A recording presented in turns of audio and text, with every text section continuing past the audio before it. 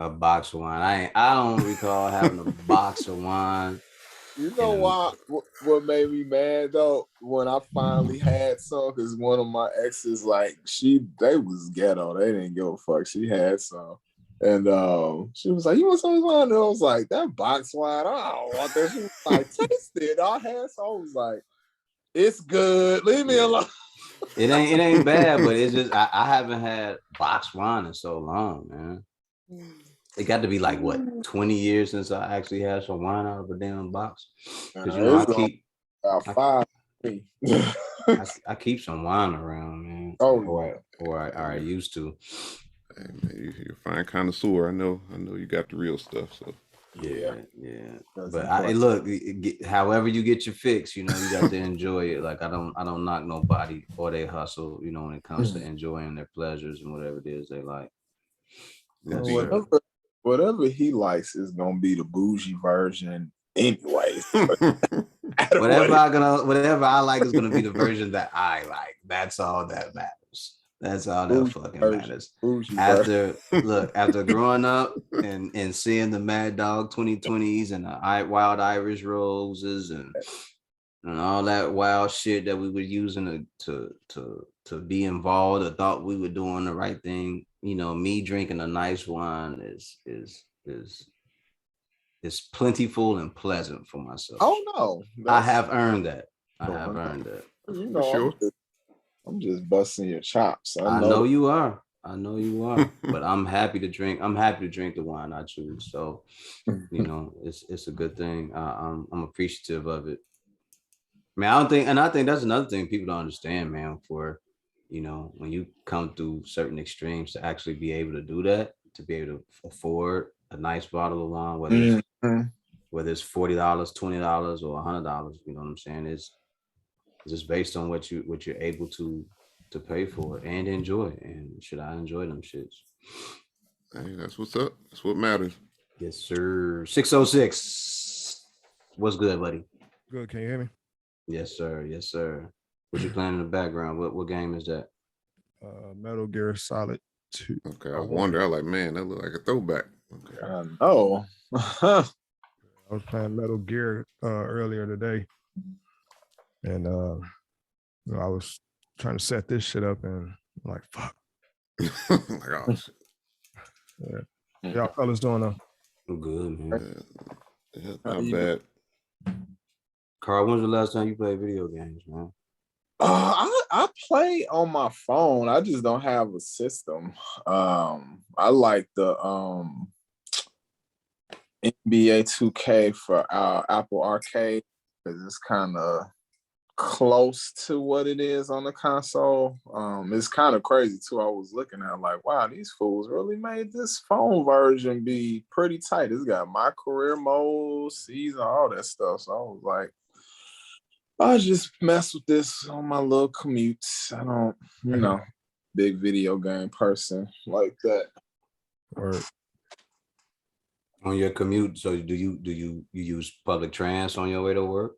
Yeah, because I work in a downtown, one of the downtowns of the LA area, because it's different cities that make up Los Angeles to agree. So I'm in LA proper, but I work in Santa Monica and I'm in downtown Santa Monica. So downtowns in every city, for the most part, parking is trash, especially here compounded because it's like so many people here and everybody drives. So I luckily live right off the train, so I can just. How long is the commute to get to work? It's like 30 minutes. Oh, that ain't bad. Oh shit, that's good. bad Yeah. at all.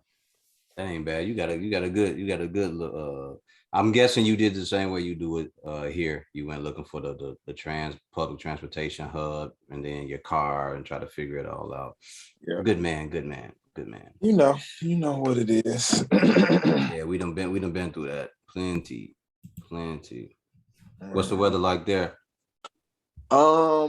It's nice today. It was been raining the whole weekend for Christmas and stuff, but rain is the snow of Los Angeles, so this is our winter. So if it's raining, it's at worst it's about 45, 40 degrees. Is like as cold as it gets. So we're used to really way worse than that. So I can deal with this. So Yeah. this is not too Yeah, bad. see, that's springtime. Like I said, and the rain that they do get is like mist. It's not even like actual raindrops. Like, and people be literally having umbrellas and like losing their mind. Like they like rain is going to burn their skin. I'm just like, okay, Yeah. come that to ain't some nothing real to us. weather. Yeah, that ain't nothing to us. That ain't even that's just you that's a normal day walking, man. I haven't used an umbrella since I lived in Chicago. Really? Damn. And Yeah, that's what 5 years ago, 6? yeah, and it rains here, but the level of rain is not even worth an umbrella. It's literally 75 to 85% of the time it's a drizzle. Every once in a while you'll get enough to where it's like, oh, it's raining. Oh, okay, it's trying to rain. That's what you said. It's trying to rain. It's a little couple droplets. It's made the ground wet for real. Okay, I see you trying to do something, but other than that, no. I see why they in the drought for the Yeah, most part. yeah. That's No another rain. problem. How often But do you get around to you doing videography while you out there? quite frequently. I just do a lot more commercial stuff and event stuff. Less events now, obviously, but more like little small, like maybe product photography with some kind of like video shots mixed in there, they products, and then like interview stuff. I did shoot a music video a couple weeks ago, so it's still cracking. It's just a little bit slowed down, but people are creating content out here. So that's one thing. It's not going away. So unlike in 2008 when it was a crash and the arts kind of got hit the worst as far as like jobs, like the whole ecosystem of the way content is used is so different now. Like you gotta have content for Instagram, like you have to. So they have to pay for somebody to do it if they don't know how to do it. So it's like Just jump out there and get it going. yeah, that's a good thing. I'm pretty sure for Six and Smith, like literally you do guys doing placements for music. TV shows are constantly there, and it's like 87 networks now. So it's like y'all, I'm sure y'all doing well with that still. Probably better than before. That's a rough game though. Yeah. Smitty, you had placements, right? Just on Adult Swim. Yeah. But like I'm dealing with other people that are doing stuff with TV and other things like that, and there's a lot of rigmarole. You have to go through a bunch of different agencies. It have to be set up exactly a certain way. If it's off a little bit, they're not going to use it at all. So it just takes a while. But it's like you said, it's a million networks now though. So there's it's way way more easier. opportunities before. Right. Yeah, for sure. Yeah, I think what it is like the transition, the shift kind of happened at a time where when Smith was doing Adult Swim, it was a handful of people that was actually able to actually get those types of placements matched. But nowadays, because the shift is it was so sudden, you got like way more applications that have attached to networks or create networks that the rules had to kind of change a little bit to kind of support that. You know what I'm saying? Because we're talking about separation from mass media at large. You know what I'm saying? So we're talking a lot of independence on the art side that because we're not unionized and stuff like that, they have to kind of find some ways to kind of make the compensation make sense without legal action and shit like that. Because I'm pretty sure like right when all of this stuff started to happen, that's when there was a lot of people getting ripped off. And then had to kind of find more creative ways to kind of support it. That's why you got like sites like TrackLib, they kind of support the arts in that way. because you got a lot of artists who've been getting sampled over the years and they didn't get the type of compensation, but they wanted to find a way to still be able to support that other side of the arts as far as people who sample. Mhm. So you got a lot of producers who sample. They sample heavy producers. They love it, but they don't want to get sued. They don't want to get hammered with all of these different strikes and stuff like that when they do post their music. So you go to TrackLib and you get those types of placements from those other artists who you sample from. It kind of is like a marriage, you know what I'm saying?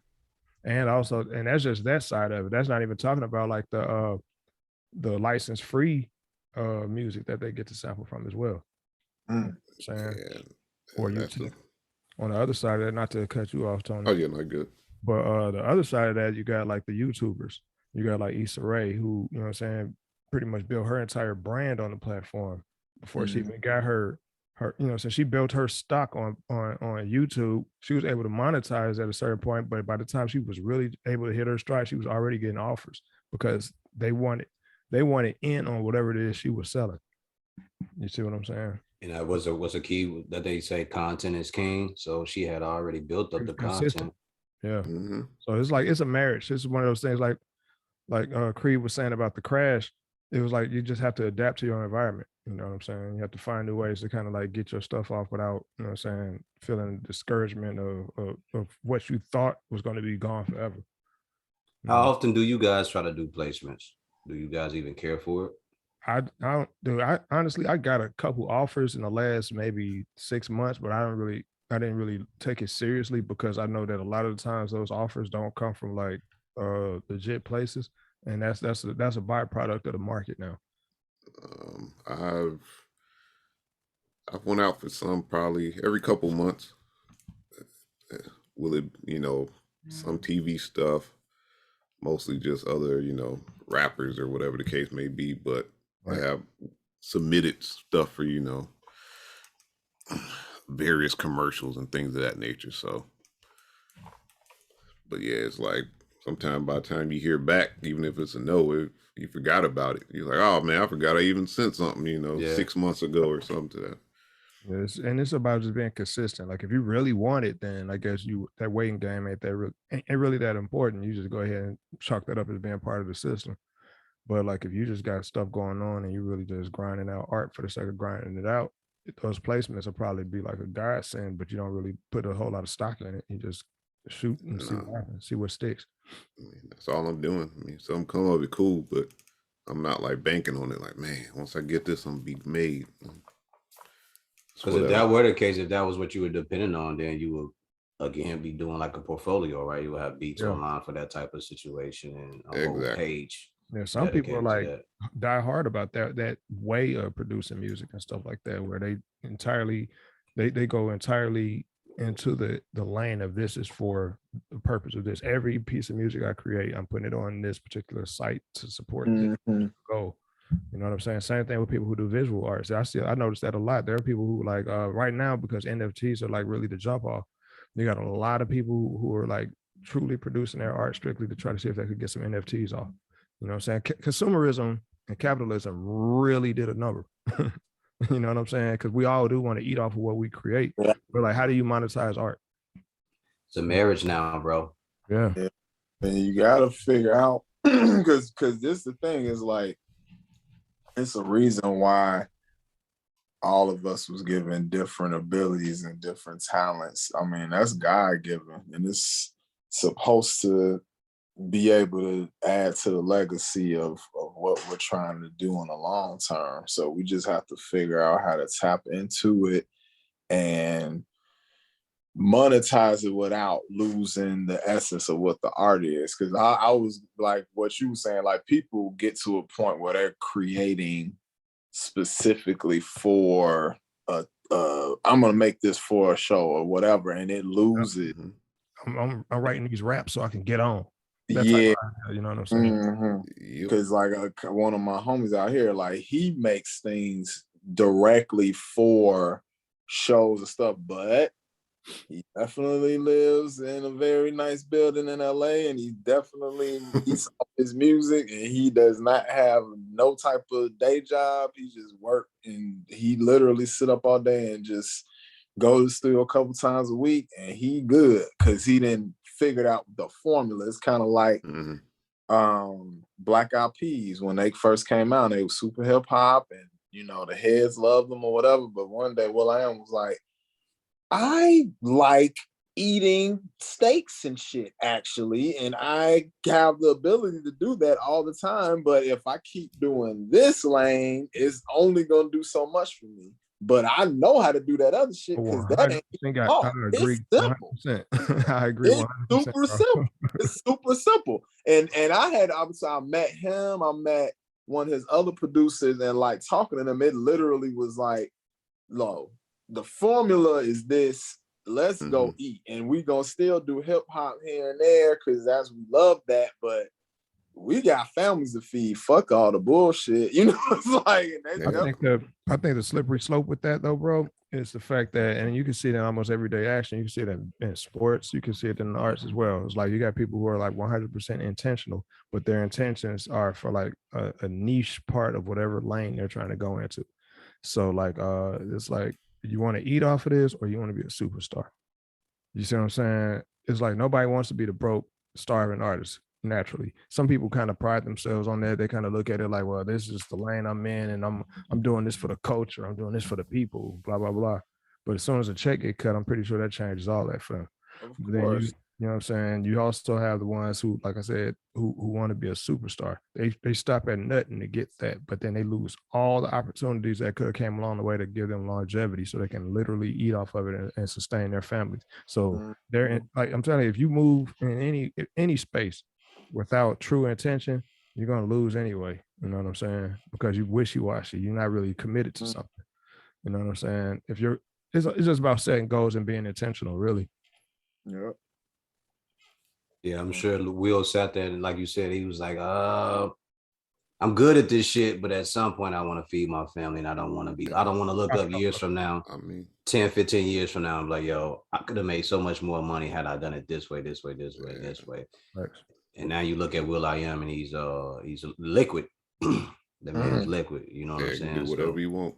And then, once he got to a certain point where he did the Black Eyed Peas, they made their money, put Fergie in, and really got to that commercial, filling up stadiums, all that, doing Pepsi commercials, whatever.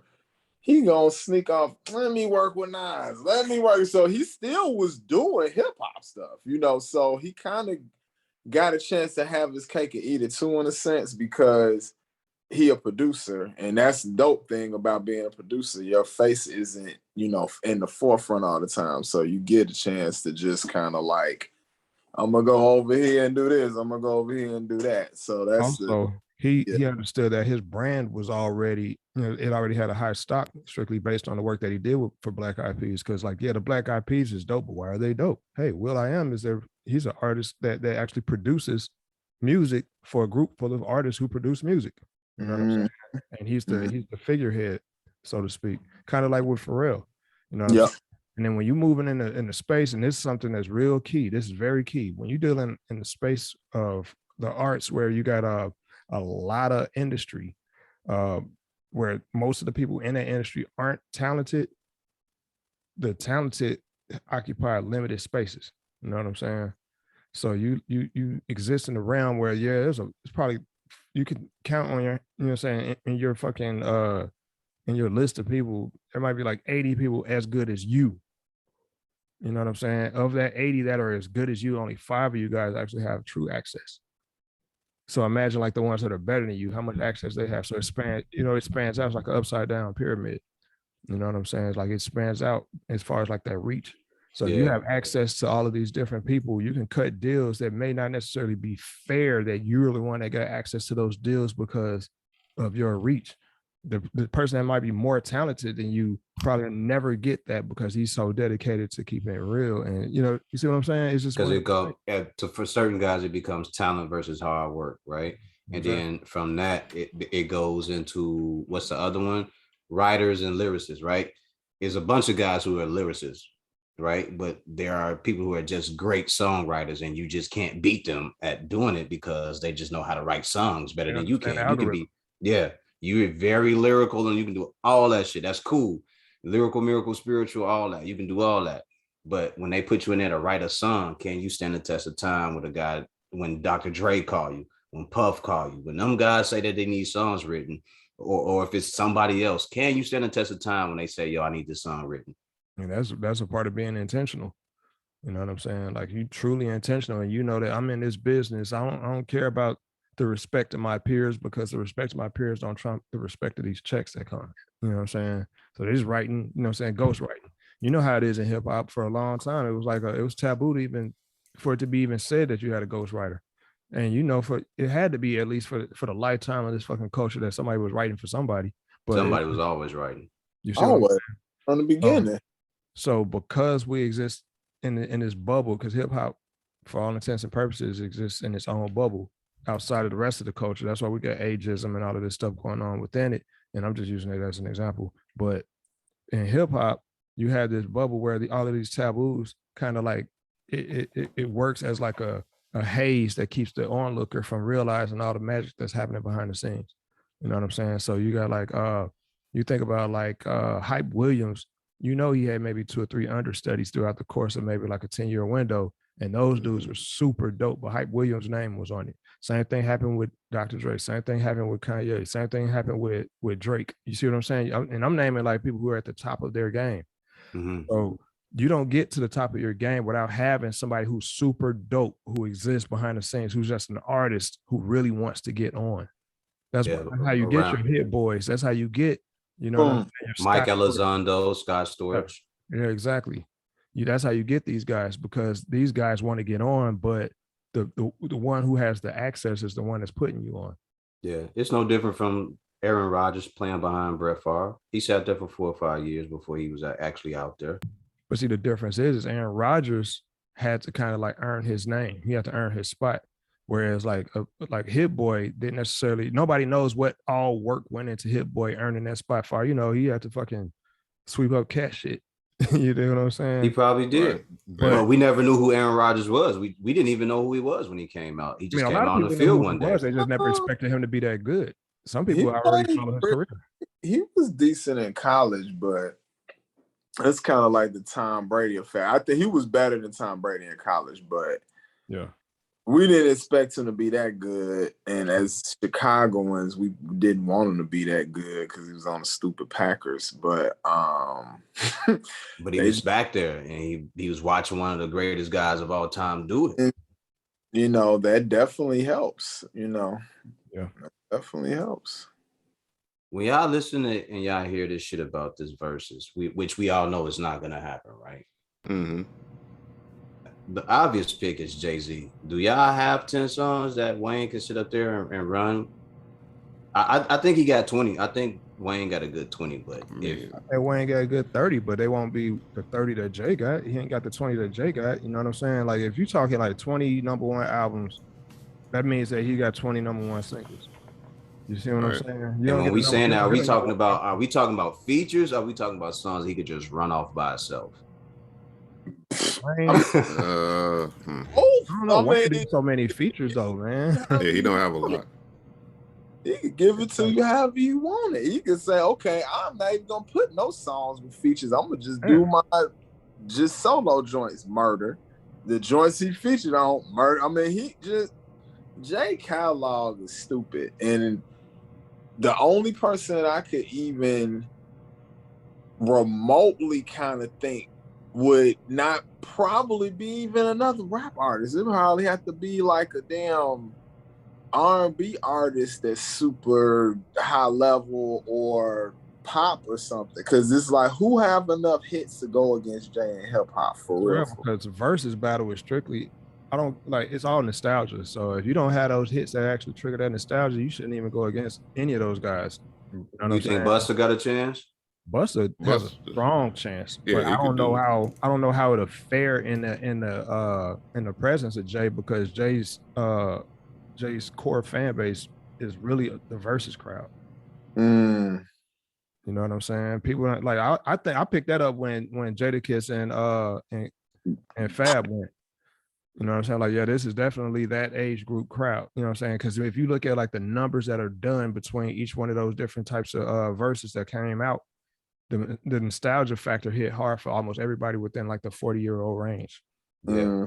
Yeah, and I was looking at it like I would think Fab, and this was me, my opinion. I was like, man, Fab would easily win that because he's done more with the music, you know. But when Jada starts clicking, when he started going off, he started ringing. There is nothing you can do about that because that man got mixtapes. He got shit that just gonna ring, man, and you can't do nothing about it.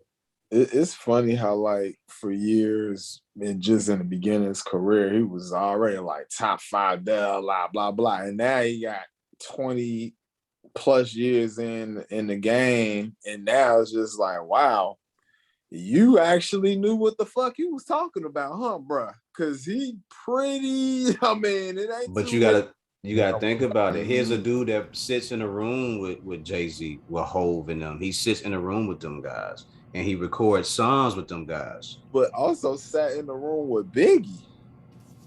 Come on, that's serious. And wrote with Big. I'm telling you, it's like it's those levels, man. It's tiers, dude. It's certain tiers. You got the entertainers, and you got the ones that actually do it. You know what I'm saying? And that's why I'm saying like the nostalgia factor. If that nostalgia factor actually clicks for you, like Wayne has nostalgia factor for a lot of people, and he's an entertainer as well.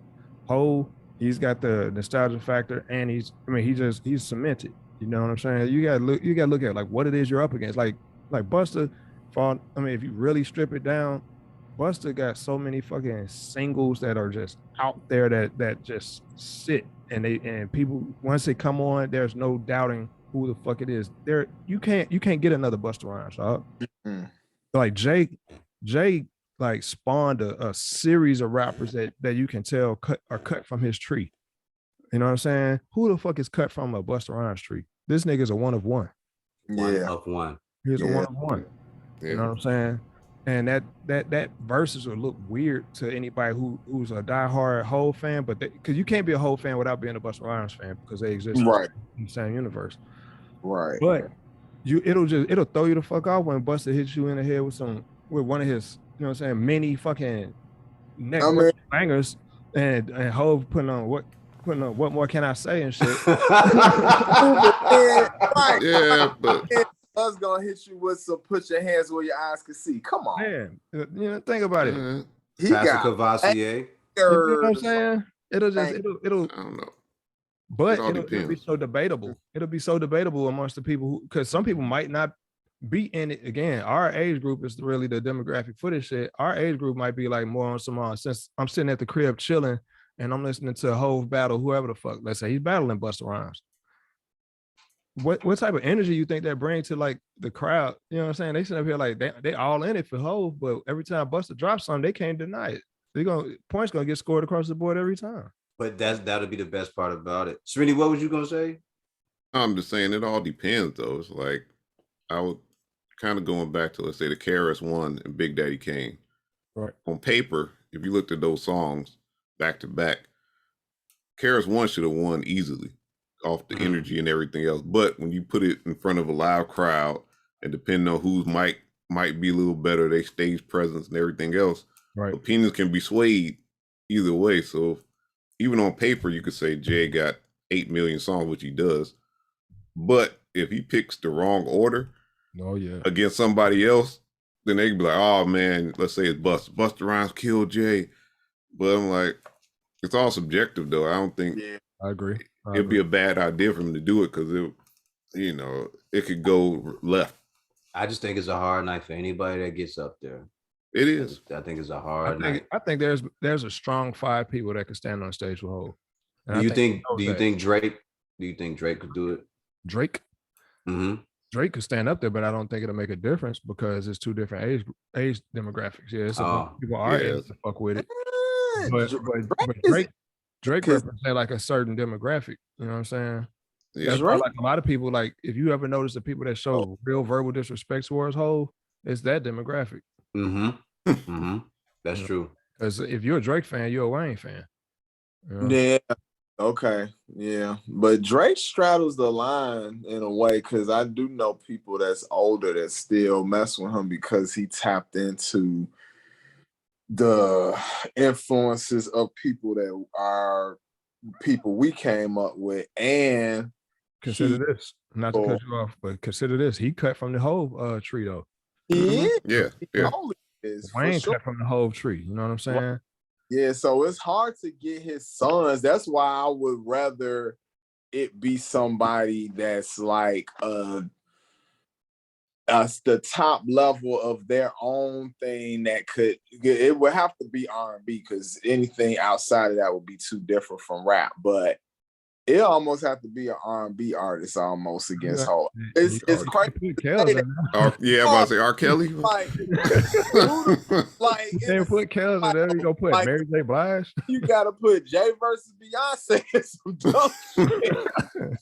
Oh, Shit, Lord. shit, he might do that though. Shit. That'll probably be the only way. Yeah, yeah. Yeah, honestly, that's the Yeah, only Blue Ivy host.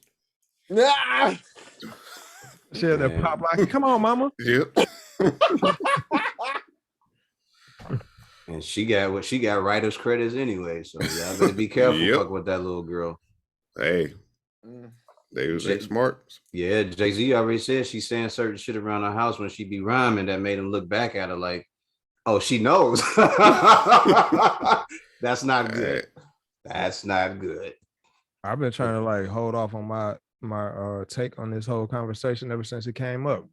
I've been like I just been sitting back just watching everybody else talk about it, and I'm like, everybody makes some valid cases. Some people are just fanboys and fangirls, and they just really going too far and extreme with it. But like just from I guess because I'm part of the arts and I kind of see it from that artistic standpoint and on the competitive edge side. Like I can see, like I said, I could see about 5 people who could probably stand on that stage with him and stand a chance. But I see where he coming from as far as the way he feel. He's a competitive rapper and he cemented. Yeah. So Mhm. he can kind of make those types of claims. You know what I'm saying? And it really comes down to who got the most recognizable songs. 6, who you think the 5 are? No certain order. It'll be Mhm. Busta, Kanye, Drake, Wayne, and the 5th one will probably be it'll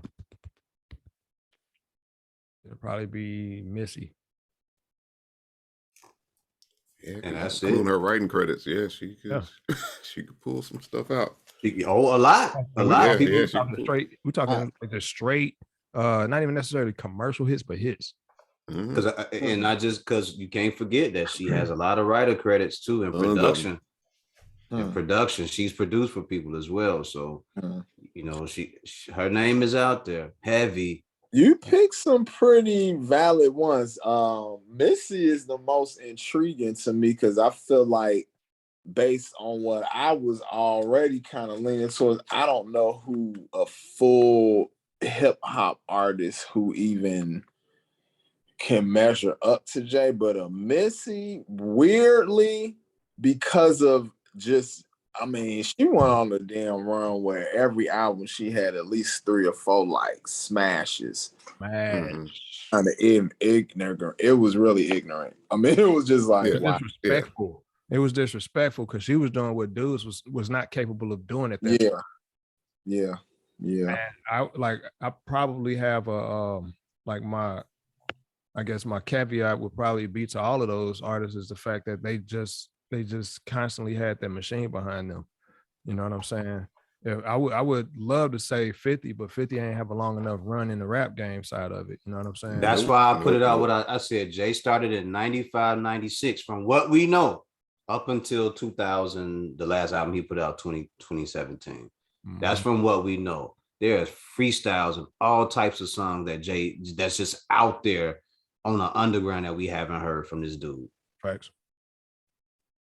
That's real. And if we do remember, if it's verses. So when Jada said, when Cameron told Jada, why you singing Puffy's verse, he said, nigga, I wrote it. Right. Jay So can think do a lot how many songs Jay. Oh, that's a whole nother like you could Mm-hmm. motherfuckers that be looking out side to side, and then he plays still DRE and can do that because he wrote fucking Dr. Dre verse. Like, come on, that's That's dangerous. Dangerous. That's Be a, dangerous. be a long night for sure. It comes down Long. to who your audience is, man. Because again, you gotta look at, like, I don't know what the metrics are as far as what verses actually pulls in, but it was Mhm. enough. The numbers were impressive enough for them to pair up with Triller, right? But like, if you really take into account like who the true audiences are for that, man, dude, it's like it's almost undeniable that it's the middle group of hip hop fans. You know what I'm saying? It ain't like It's you, us. it's us. It's us. Mhm. And it's us. Like, it's not even my dad. My dad was in it before he introduced me. Right. You know what I'm saying? It's not even his age group. He might be watching it for the nostalgia. So you might throw in the Frankie Beverly and Maze and Earth, Wind and Fire, and he all in on that one. But when it comes to the rap shit, it's certain stuff he stopped listening at some age. You Yeah, know? oh That- yeah. That's That like one, my that one was dope too. When the Isley Brothers, that shit was dope. I love that one. that was so dope. And I That was liked fire. how it was like a brotherhood. They wasn't even really like trying to smash each other. It was more so like, shoot, what's his name? Ron, he was singing the Earth, Wind, and Fire songs with them on some. He's like, oh, yeah, it's my Mhm. song. I like that was kind of like how Patti LaBelle and Gladys Knight were too. They was super just like on some, we from Yeah. that era, we just Yeah. catch tonight playing jams and we love each other, so Yeah, that was dope. those are true legacy acts, and I think Yeah. Yeah. that's just meant for, like, if you really if you cemented your legacy, you can own your part of the stage for verses. That's why my 5 out of 5 that I have, because I can't think of Yeah. hip hop artists that are true legacy acts in that way. Like, Yeah. these motherfuckers could do they can do residencies in Las Vegas and be cool. You know, Mhm. That's a fact. That is a fact. Yep. That's a fact. And I was just, when I posted that, I was just looking at it like, man, you would have to find somebody from Jay's era because of the age difference. Because of the age difference, number one. Number two, if it's somebody from a different era, they're already at a loss because Jay-Z probably has 5 to 10 years on anybody else that y'all pick that's from a later age range. I mean, it sucks that Nas don't have enough hits because we know Otherwise, he'd if be up we there. basing it on pure like who rap better, I'm gonna pick Nas every time. But if we talk about them Hit. watershed hits that get everybody, he don't got them songs, and No, it's not enough. he's the only person longevity wise that really matches up with him and would make it interesting, but he would get mocked up because he don't have a He hits don't though. got those hits. He don't have a mass appeal. Right. Nope. He don't have that because all his little joints, the head's gonna be like, yeah, but then all the rest of people like, okay, and then Nope. Jay play fucking girls, girls, girls, and everybody go crazy. You see what Like, I'm saying? Like, you could just randomly just pepper in a J song, and you're like, yeah, that one will fit a playlist. You know what I'm saying? You Yep. can't do that Yeah. with Nas.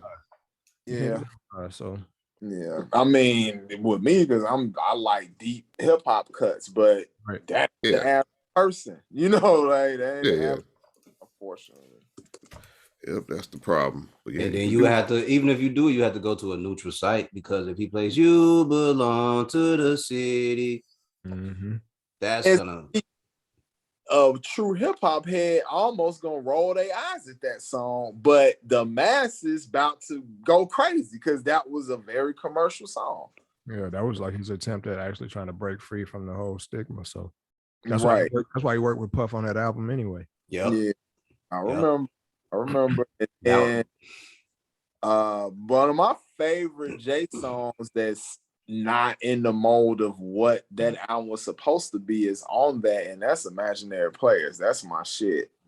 Period. That's another one. When that ring off, that's gonna go crazy. Right. Politics as usual is gonna go crazy. Blah, blah, blah, blah. I think if Yeah. Hov really wanted to stand on that, and he really wanted to dig deep, you know what I'm saying, get entrenched in his claim, he would battle a group. But then what group? Jay versus Wu. Wu Tang? Yeah, about to say Wu Tang be the only Jay versus Outkast. outcast. Jay Yeah. versus Wu. That's the only way. Outkast only put like 6 albums out, and they got more than fucking 20. Well, actually, Oh I yeah, that's true. better because Wu had some wonkety albums after the first two. Yeah, Yeah, for sure. they got inconsistent over the years. So, Yeah. So actually, Outkast will be better. but I don't, that'll never happen. Nope. No, Andre ain't doing that. No. never. He don't want I to don't admit. think I don't think Hove would want to even do it. He would kind of like if they came in and like, yeah, we'll go ahead and do it. Hove would kind of find some reason not to do it. Oh, That he would literally find some and his fans would legitimize all of that, whatever claim. Yeah, he He's has like, no. nah, I can't tie my shoes up today. I ain't gonna be able to do it. What's in it for him? Like in all Right. reality, why would he do it? Yeah. Like he gets nothing from this at all. Like he's just helping him out. Yep. it's for the fans. It will be for the fans. And That's the real point. Yeah, like yeah, the fans can come see me for 150 a pop. You know what I'm saying? And yeah, I'm sure he'll do that once this dies down enough to do a concert the way he wants. Mhm. Yeah. So They're raising the stock value of the whole fucking brand anyway. Yeah, he would. And Yep. that's probably another reason. That's probably another reason why he doesn't want to be involved, because he wants a piece of the ownership if he's gonna do it. Because I know they're doing that whole stock thing. And I know Jay like his relationship with Tim and his relationship with Tim and Swiss might be such where that might not even be what the play is. But I think that to have a third party like Triller involved might be the one thing that really keeps him out of the whole situation. yeah. shit. Jay gonna go straight to the source, man. Like, yo, I want a piece of whatever this is y'all got going on. He like the mob. He ain't about to do that shit without getting no money. It's like Keep in mind that his name and his brand was, you know what I'm saying, again, it's cemented, but people really had a negative reaction to the whole title thing when he introduced it, strictly because he introduced it. You know what I'm saying? Even the rollout was kind of real nasty. It took like a year and a half for everybody was like, all right, we're gonna get this a shot. Right. You know what I'm saying? Yeah. And if it wasn't for the exclusive stuff that he have going on there, a lot of people still wouldn't mess with it. The whole little him probably needing to get a piece of verses for him to do it reminds me of Goodfellas when that got that. Oh man, dude, keep busting my balls, like you need to get them off of me. You can get a piece of my business. It's like, okay. Like, all right. Like, Or you want to do that? All right. Okay. Come to find out, that fucking movie was real, man. Yep. You didn't know that? Loosely based, It was based on true shit. You didn't know I that? never really, I just thought it was a good movie. I never knew, Henry. No, I feel like Henry Hill was a real dude. I sat and watched the movie. Yeah, it has like the little recap, and now he's doing X, Y, and Z. I mean, they couldn't get too detailed. That's Right. No, he was a part of the Boston scandal. The Boston scandal too, with the basketball players. He was involved in that. He was the point shaving. He was one of the guys that introduced the point shaving. It's on ES. If any of you guys have Disney Plus. You can watch the ESPN. I think I forgot. I think I watched it on ESPN Plus. I think it is a 30 for 30. I'll send it to you. I forgot what the name of it is, but it has to do something with Boston College. And he told the guys, in a point spread, it says 6 points, but y'all got to win by points lower than 5. And that's what they did. Every game that they won by less than 5 points. And he played every player that was involved $1,000, $500 to $1,000 that got paid. So yeah, he was behind that. And then they ended up showing you Henry Hill and what he looks like now, and I was just like, oh yeah, he an old guy now, of course. But one of the guys that got in trouble with him, he was just like, I'm surprised you're still out here. He's like, shit, I'm surprised you're still out here. You know what I mean? He's like, you know what you did, Right. So they were going back and forth over that. But I didn't know how involved Henry Hill was, because it was just so much going on in that story. I was like, God damn. But there are other things around that were happening, and that he was saying, he's like, oh, this was going on. He's like, I had my hand in everything. And then they asked him, how much did he make? And he came up with a ridiculous, stupid, low number. He didn't want to let them know that, I got the bag, So right. he was just like, hell no. Yeah, he was like, I probably made like a couple grand off of it, a couple $100,000. And it was like, Henry, get the fuck out of here. I learned from watching that movie and Casino and movies like those, man, and kind of like just looking at life on the grand scheme. There's nothing that anybody actually gained on a massive scale that doesn't involve doing a little dirt. You know what I'm saying? Anybody who's like really trying to stay within the rails and the confines of like this normal capitalistic thinking, like I'm gonna work this job and I'm gonna get promotions and I'm gonna blah blah blah. Dude, you playing the longest long game of all. And the only thing that's gonna get you over is gonna be your insurance getting your family over so they can bury you. That's it. That's Like, it. you got to be really willing to risk something. You know what I'm saying? You can't just be out here you can't be playing it safe, man. Like, should you probably At some point in time, you got to get your fucking hands dirty. man, bro, you gotta own it. You just gotta be intentional. Like, look, dude, I'm sorry I gotta shit on you right now, but you're in the way. You know what I'm saying? I got a larger game going on. I got too many people depending on me, and you in my way. That's how they moved. That's how they move. That's why, like, that's what I feel like, and not to get off into no socio-political shit, bro, but that's why they fear us so much, bro, because they know that we gotta get it. They know we gotta get it. Look how much, like, they literally hurting us into entertainment right now. They hurting us because they know that we fucking super creative, dog. They know We keep figuring shit out. we keep figuring it out. And they were like, well, we're gonna change the lane right here. All right, they're gonna turn left right here. They keep on moving in these different directions. We're not spreading it out. You know what I'm saying? We could probably, if we actually started mentoring and raising children to get into tech, we'd probably take over that industry too. You know what I'm saying? Yeah. And honestly, anybody that I know that are mentoring kids in that, they're excelling. Because I do know a couple brothers that are in engineering and architecture and stuff like that set up programs mentoring kids that are mostly Black, and it's amazing to see what resources and Black children can do together. Because like I got a chance to like film the whole camp of the architecture camp, and these kids was like building whole cities. Right.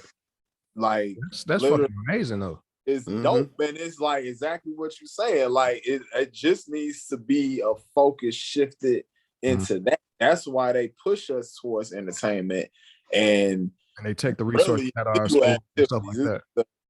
Illegal or entertainment in some type of context, whether it be sports, music, whatever. That's all entertainment. Like aspects of it. Bro, so, consider this: every drug dealer that you can think of is just a small business owner. You know what I'm saying? It's just they don't have the wherewithal, the tools, and the resources to actually do it in a legitimate fashion. So they're using what they know how to do. And most of the successful drug dealers, niggas who sell pounds and pounds of whatever the fuck they selling, or ultra tightly vacuum packed sealed packages of pills and shit like that. For one, they understand the supply chain. You know what I'm saying? They know what the customer is demanding. You know what I'm saying? These are the people who end up becoming the Dame Dashes of the world. You know what I'm saying? The whole of the world. Like, this is exactly what that is, man. It's like, but again, they keep hurting us, man. And we just keep following the flow, like fucking lemmings and shit. We just haven't gone off the cliff yet. Yep, you got guys that could have been chemists and anything else. Yeah. All right. Yes, I literally use that reference, all the lemming reference. I'm tripping that said that. I literally say all the time. See, that's that Aquarius shit. You know what I'm saying? My brain just stay on that, man. Just keep on working and coming up with analogies and shit, Well, we not sheep. So when I saw that, the first time I saw that, I was just like, yep, that's gonna be my description of dumb motherfuckers all the time. Because like if you follow a motherfucker jumping off the cliff, you're dumb. You've maximized dumbness. You're like you're at ultra dumb now. People do it all the time, though. There's videos where like dudes pranking whole rooms of people. They just run through the room and people see them running and they immediately run in that direction too because they don't know what the danger is. Nobody's assessing shit. All they see is a person running. You know what I'm saying? That's the mentality, man. You look up and you see guys like us sitting around trying to familiarize the room and assess everything. Yeah. Like, yo, it's probably best for me to leave. Or maybe I should, find out what's going on. Yeah. And analyze this shit. Not necessarily to be a hero, but to really assess whether or not this is a real dangerous situation. Right. Yeah, most motherfuckers. I mean, that's the world we live in, right? People just put their head down and go along with it. They like pigs and sheep. Mhm. Yep. Yeah, I asked y'all that because the question is there, the conversation is there. We done covered a couple of different topics, but I was just like, man, who really gonna stand in front of this guy? And that file you gave is a really good file. I would like to see Missy Elliott. I mean, she sits in the background a lot of times lately. Is she sick? Is it because of sickness that she doesn't really? She's pretty good now though. She's not as she was really sick for a few years back, but now she's been pretty straight. Yeah, So yeah, because she dropped the album not too long ago too. So I think she back.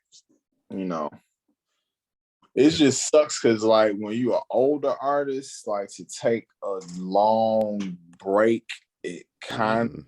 messes up your momentum. Because even with Nas, he never been a drop every year type of artist. So as long as he was kind of sticking his face out there, hopping on a verse here and there, and keeping his name out there, he could do, kind of, keep his position in rap without dropping an album every year. Cause he never been that artist. And a lot of these artists now, that's just their output. And sometimes it is not necessarily good. Even Drake had to slow down because he went every year for probably what at least 6 of those albums. I think he was dropping like every year, damn near. And now he's been like, okay, let me sit my ass down and craft something for real. Because especially when you get older, you can't just keep pumping out shit like that unless you're current and you're just ridiculous. But I think Nas just did 2 this year though.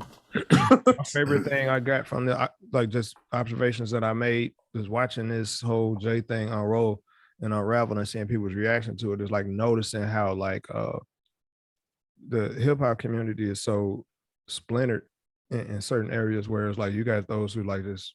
I think I consider myself like I'm semi purist. I listen to almost anything, but I kind of lean more in towards the lane of the lyricist. You know what I'm saying? And because I make beats, I lean more into like sample based producers and stuff like that. I like listening to MIDI based producers too, but sample based producers who are real creative always kind of like catch my ear. So when I'm watching and I'm seeing people react and respond, I almost forget what it feels like to be just a fan. You know what I'm saying? Or just a listener. I can't just be just a listener or just a fan. Everything is critical to me in the way of being a creative. You know, I'm doing it from a purely creative standpoint. And it's odd just listening to people or watching people react and respond to something like this. You know what I'm saying? Especially people who don't like, because I feel like any type of creative, no matter where you sit in the hierarchy, you have skin in the game. You know what I'm saying? Because honestly, Hove doing the verses, which I know he wouldn't do, Hove doing the verses would shift the culture. You know what I'm saying? Because Anything he's done in the last 5 years has shifted it though, right? When he got there, when he opened his account up, when Harder Day Fall came, he did it real quick. He got 2 million followers and then he jumped off just so he could promote the movie. Just because he was on there, just because he did a song, and then he jumped off. Yep. Yeah, it's like it's one of them things, bro. It's like it's only, and that's another thing. It's only less than a handful of artists that actually shift the culture in that kind of way. Like I'll say this: when Ye did that Drink Champs interview and nobody even saw it coming, that shifted the culture, dude. You know what I'm saying? Think about it, because Big Sean came back to rebut everything that was said. Ain't nobody watched that fucking interview. You know I watched it. I watched it. I mean, I'm saying in the larger scheme. Grand scheme, yeah. In the grand scheme, wasn't nobody, dude, they did more. It was more. Twitter was on fire for like a week and a half after Ye did that interview. Fire. He had 6 million views on just the episode first. Was there a lot of salacious? Like, yeah, but it was, you got to think about the character of the person that was actually speaking. Like, this is everything Kanye did was strictly within his realm of character. This is exactly who this nigga is. Like, you know what I'm saying? Big Sean reacting to it was so feminine that it was kind of like, nigga, you know what I'm saying? For real. It was like, bro. That was like, I'm gonna give you my side of the story. Nigga, we ain't, come on, bro. You got an album out, promote your album, get that shit off. Right. I get it, you and your feelings about your you know what I'm saying, your idol who dissed you in the interview, but you ain't the only motherfucker. He dissed a lot of people. He did more. Dude, the only person, I think I said this, I posted on Twitter. I was like, The only person who really should have anything to say out of everybody that Kanye said something about that I feel like has a valid argument would be Just Blaze. Everybody else needs to shut the fuck up. Yes. Yeah, that was, Everybody else just needs to shut the fuck up. Like Kanye is just being Ye right now. Does your feelings hurt? Probably so, but you'll be all right. But Just Blaze could probably punch this nigga in his mouth right now for what he's saying. Yeah, Facts. that was bullshit. That was Like what he said about Kweli. Okay, I get that. I can see that because I watched Kweli spaz out on Twitter to the point he got his account fucking blocked. Okay, he's an emotional dude. We're gonna put him over to the side right now. Kanye feel how he feel about Kweli. That's they shit. He said what he said about Big Sean. Big Sean is probably like he's the ultra mediocre rapper in the game who worked with some of the biggest names. yeah. Let's see him to the other side. But Just Blaze, dude. I will go as far as saying I probably model my style of production behind him in the last 20 years more than Ye, because I know Ye got too many hands in the pot. But Just Blaze is Just Blaze. You know, he just go in there. I watched the video of him making that track he did for T.I. and he sat at the drum set, at the electric MIDI drum set, just killing it. You know what I'm saying? Then jumped up from that, start flipping the sample a little bit more, then adding some bass notes from the MIDI board. I'm like, this nigga's doing everything. Meanwhile, Kanye over here fucking like fucking Has an Bugs orchestra Bunny. band. Yeah, like Bugs Bunny with the white glove and shit doing this shit. Right. I would say Kanye is more like a late career Quincy Jones, because Quincy Jones orchestrated the right people to do everything. And at the end of the day, I mean, you guys are producers. It's like a part of what you do is not necessarily just, I gotta make a beat. It's like, let's make the best product that we trying to make. So Right. I'm pretty sure you guys have teamed up on stuff and threw something away that you did, and he and vice versa, because as a whole, whatever you guys subtracted and added made it a better product. And that's how he works all the time. And that's a style, and that's fine. That's how Dr. Dre is. Yeah, Dr. Dre all day. And that's the thing, like I don't knock none of them. I can't knock none of them. You know what I'm saying? Because I view it like everybody kind of like contributes in their own way to what I consider to be the overall arching image of what a dope producer is. You know what I'm saying? Like his work, the work that Kanye put behind Watch the Throne is probably the most immaculate fucking collaboration project I've seen in hip hop, dude. Mm. Like I can't think of another collaborative effort in the culture that even matches that right now.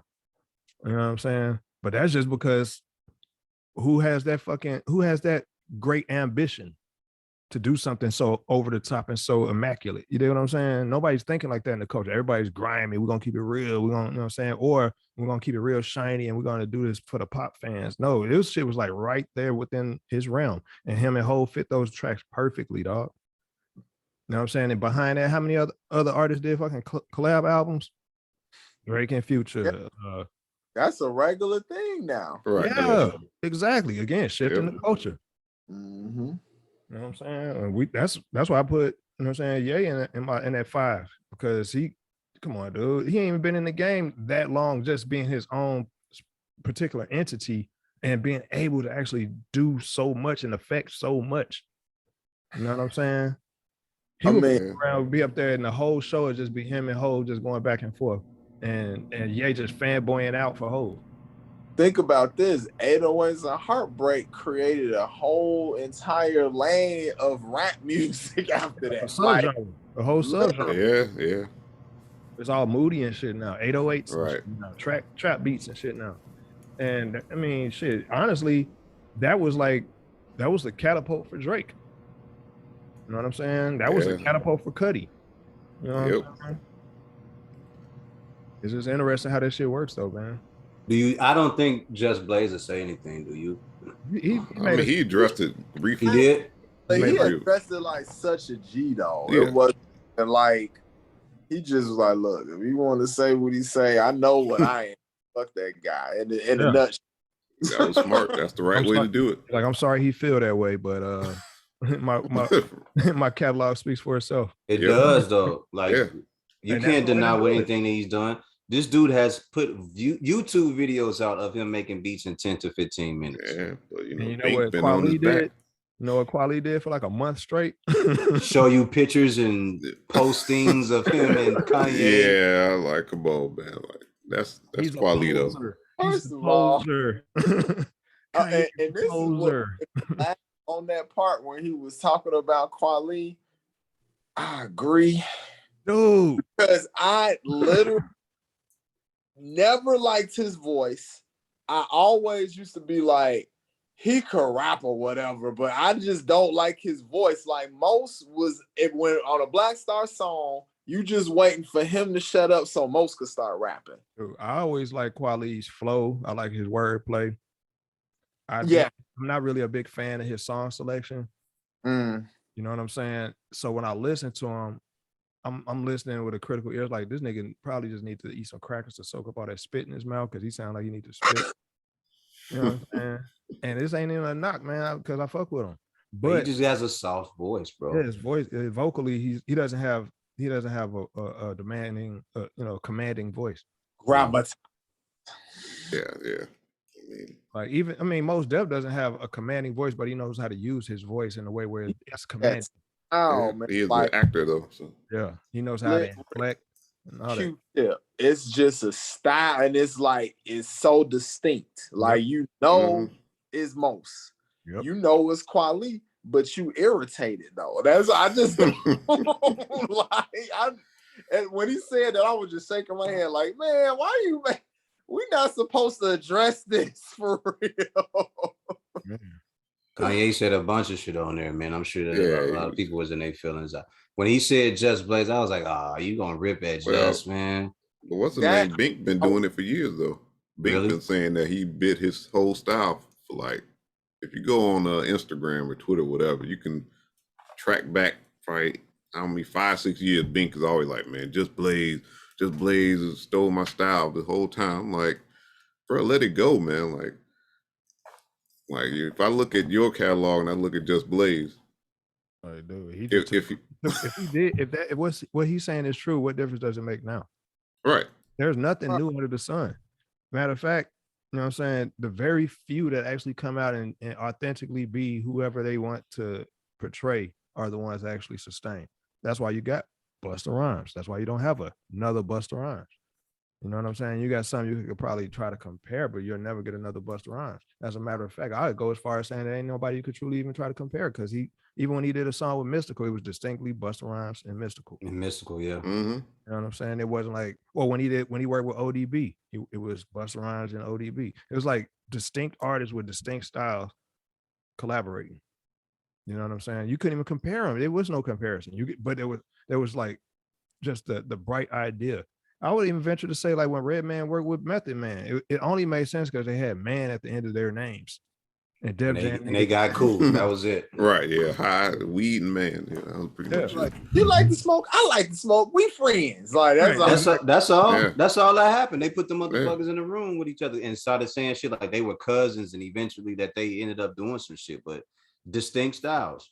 styles, man. Even with Busta doing a song with Redman, like you still hear it, but it ain't, it's Busta and it's Redman, like that.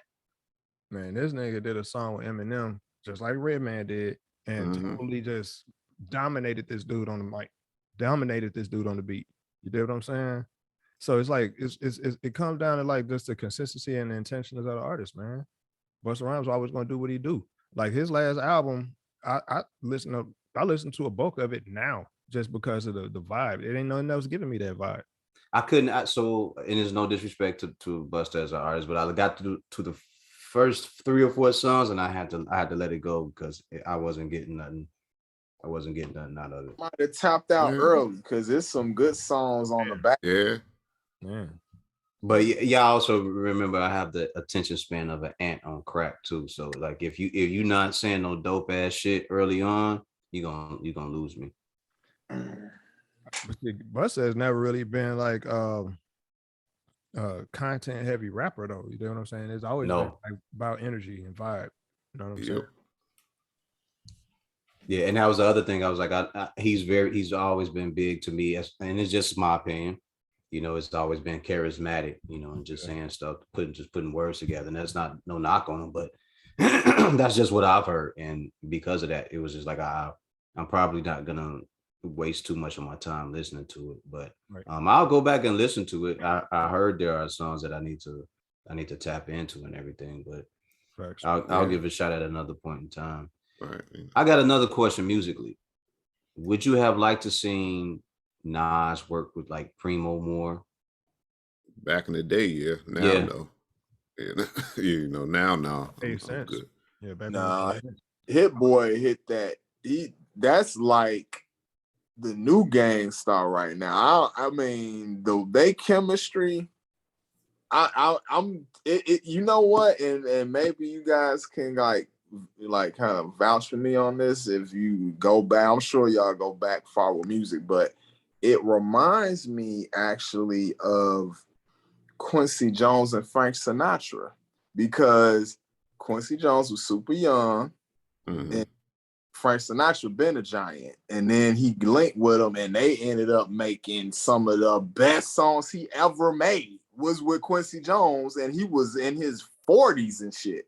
Right. You know, so this is like so crazy to me that it's a totally different genre, but it literally Similar, makes me think of that, because Nas been a giant, meets him in his 40s. He's at 40 plus at this point when he linked up with him on King's Disease, and it was just like it was a breath of fresh air. him, Yeah. like he made him be younger again. Like this is like Nas from the 90s rapping. Like this joint he just dropped on Christmas Eve. That shit is nuts. Yeah, that's crazy.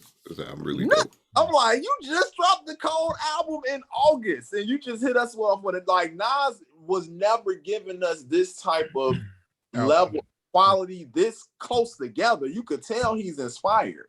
Yeah. Yeah, for sure. I mean, That's the key to it, man. It's like I feel like because everybody because Nas has always been a quality over quantity person, regardless of how people feel about like the overall output and the outcome of the projects.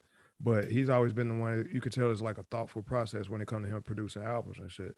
So for him to actually be in the zone right now, I'm here for it, bro.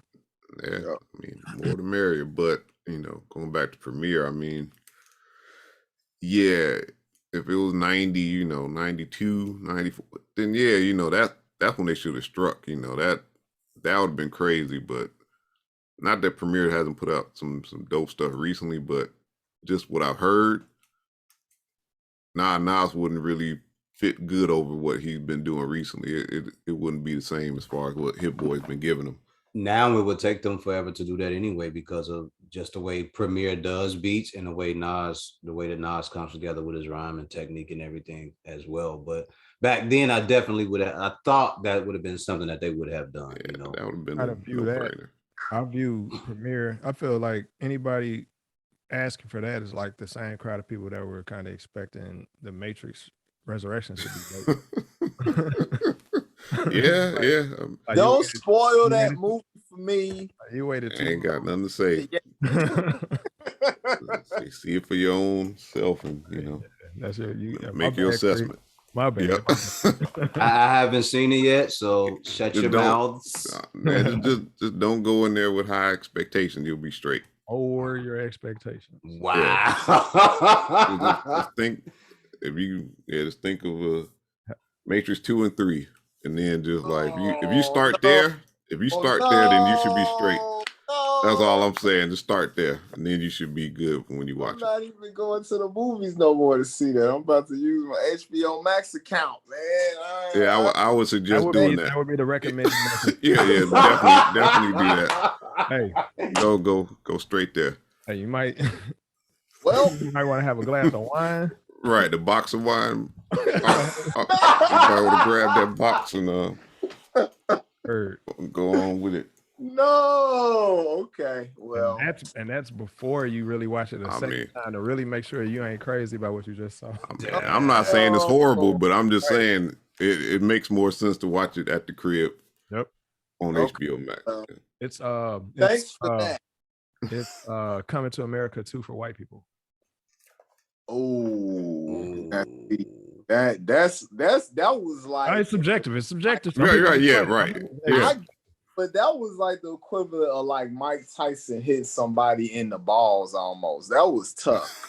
Coming to America 2 was like god awful. Like that was Production like value was horrible.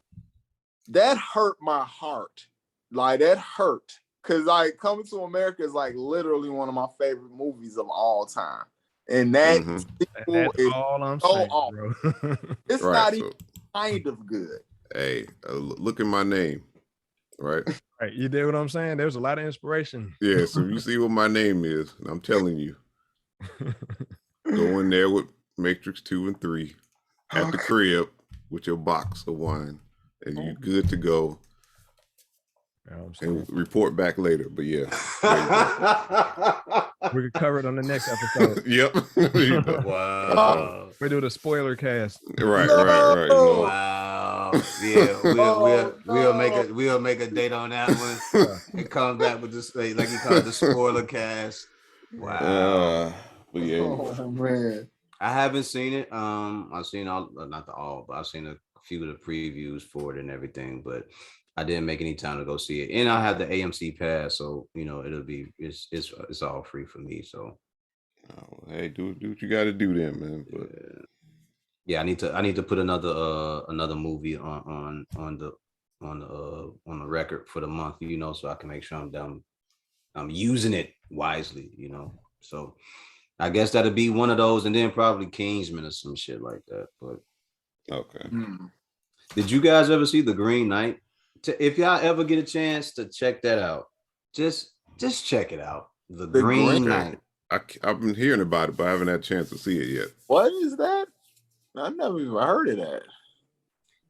Okay, so I don't want to give the movie away, but it's about a knight that lives out in the forest. And I think he comes by yearly, and he asks the people in the village who's the bravest person in the village. And if you are the bravest person, take his head. Right. If you are that good of a person that you can fend for yourself in your village, take my head. And the thing about it is, he doesn't let you fight him. He bends over and he surrenders his head to you. And all you got to do is slay him. That's intriguing. Yes, and I'm not going to say too much more after that. Check out the previews or whatever. Where can this be watched? Where is this? I saw it. I went to go see it at the AMC, but it's at the movies. Oh, this is. It's not playing at the movies no more. Yeah, it's not playing at the movies no more. Oh, okay. I thought yeah. I saw it. I thought I saw it in the streaming selection on Prime. It might be on one of those, but Yeah. whatever it is, The Green Knight, just check it out. He surrenders his head to you. He bows to you, and he says, you know, you have your chance. And then he gives you the rules before you do it. This is what's going to happen. 1 year from today, I am going to come back and I am going to want my lick. Yeah, ain't it like based off some like really old old literature? 14th century or something like that literature. Yep. Yeah, okay. So one guy decides to jump up from the table. He takes the sword out of his hand, swing, and he chops his head off. And the guy told him right before it, he said, remember, it's just a game. You don't have to play the game. And he does it. And then the guy's head, you know, rolls over. He picks his head up and he walks out. He said, remember, a year from now, you owe me a lick. So the guy goes off, and then like it's just this turn of events that take place. And you're like, wow, what the fuck? But yeah. Bro, I'm gonna be honest with you. I'm a movie buff. I've always been a movie buff, but I've gotten to the point where I'm like hyper analytical of movies now. So I'm like watching movies, and it's certain elements that'll happen that'll take me completely out of the movie, and I'm like, this acting shit sucks. You know what I'm saying? It's one of those things, but you paying attention to like the main parts. It's so many things that takes you out of it and then puts you back in, and it just makes you question the whole situation. But I want you guys to check it out so you can give me your opinion on The Green Knight. Word. I definitely do that. My list. That's my list of movies to watch. Do I need to be high? You don't need to be. Okay. You don't need to be. Hey, that's important. If you are, some movies are strictly built for that. If you do, I'll put it to you like this. Whoever wrote this probably did do that. They did something. They had to be doing shrooms or something when they did that. Because when I was sitting there looking at it, I was like, whoa, wait, what?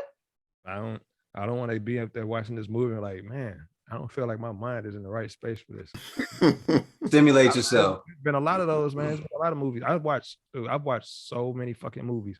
It's like key movies kind of stand out to me only because they were like, at least they took a creative step. But other movies, they so fucking cookie cutter. Like I can tell like how the set was constructed. It's like I'm not even watching the acting no more. Now I'm just watching like the layout of the set. You know what I'm And saying? even more so now because we have these TVs that have caught up with what's going on, Yeah, right? high Yeah. definition, yeah. So everything you can Everything. see all the fakeness. Yeah, Yeah, like oh, stage there might play. be- I take Or there that shit might off. be elements of the writing that's just outside. Like you could tell they did no research on how some of these events should occur, and they just apply it. excuse me. Yeah. Speaking of fakeness, you notice how they never show the moon landing no more since we got good TVs. Think about it. Yeah. No, they can't. They're not gonna. Someone said this in They said another they lost podcast. Yes, yes. They lost Someone their said audience. this. Someone Yeah. said that in another podcast. They say now if you look at them show it, you can see the strings and everything that makes it look like they're actually bouncing around. I was like, holy shit! I do not even want to see that now. And I yeah, saw that's one video where somebody just pointed out it was like so simple. It's like the direction of the sunlight caused the Mhm. shadows to be cast in like these two different directions. I was like, why the fuck did I miss that? And then like Yeah. now every time I see that clip, I'm like, yeah, there it is right there. Yeah, or the fact when they're jumping. Go ahead. You know what's worse than the clip is the photography. So it's pictures. They took pictures, and the way the lighting is, and I'm a photographer, so I'm looking at it. I'm just like, why does it look like it's so many sources of light if the only source of light should have been The from the sun. sun? It's just like all type of fuck shit going on. I'm just like, I'm not gonna get into it because I know once you start talking about this stuff, people label you a kook. But Yeah. Right. Crazy thing So- about it though, that's clear. I'm gonna leave it at that, and people can take that as they want. The crazy thing about it though is like if you look at anything, any and everything in retrospect, as far as like the technologies that we use, that we benefit from and stuff like that, you already know that stuff has already been, you know what I'm saying, well fucking worn the fuck out on a government level before they say, all right, we're gonna give it to them. Hell, the highway system is exactly that. You know what I'm saying? So if by the time the moon landing was already like being faked, dude, I wouldn't be surprised that that whole setup wasn't even like used with like its version of this modern tech that we use now for like green screen and blah blah blah. You know what I'm saying?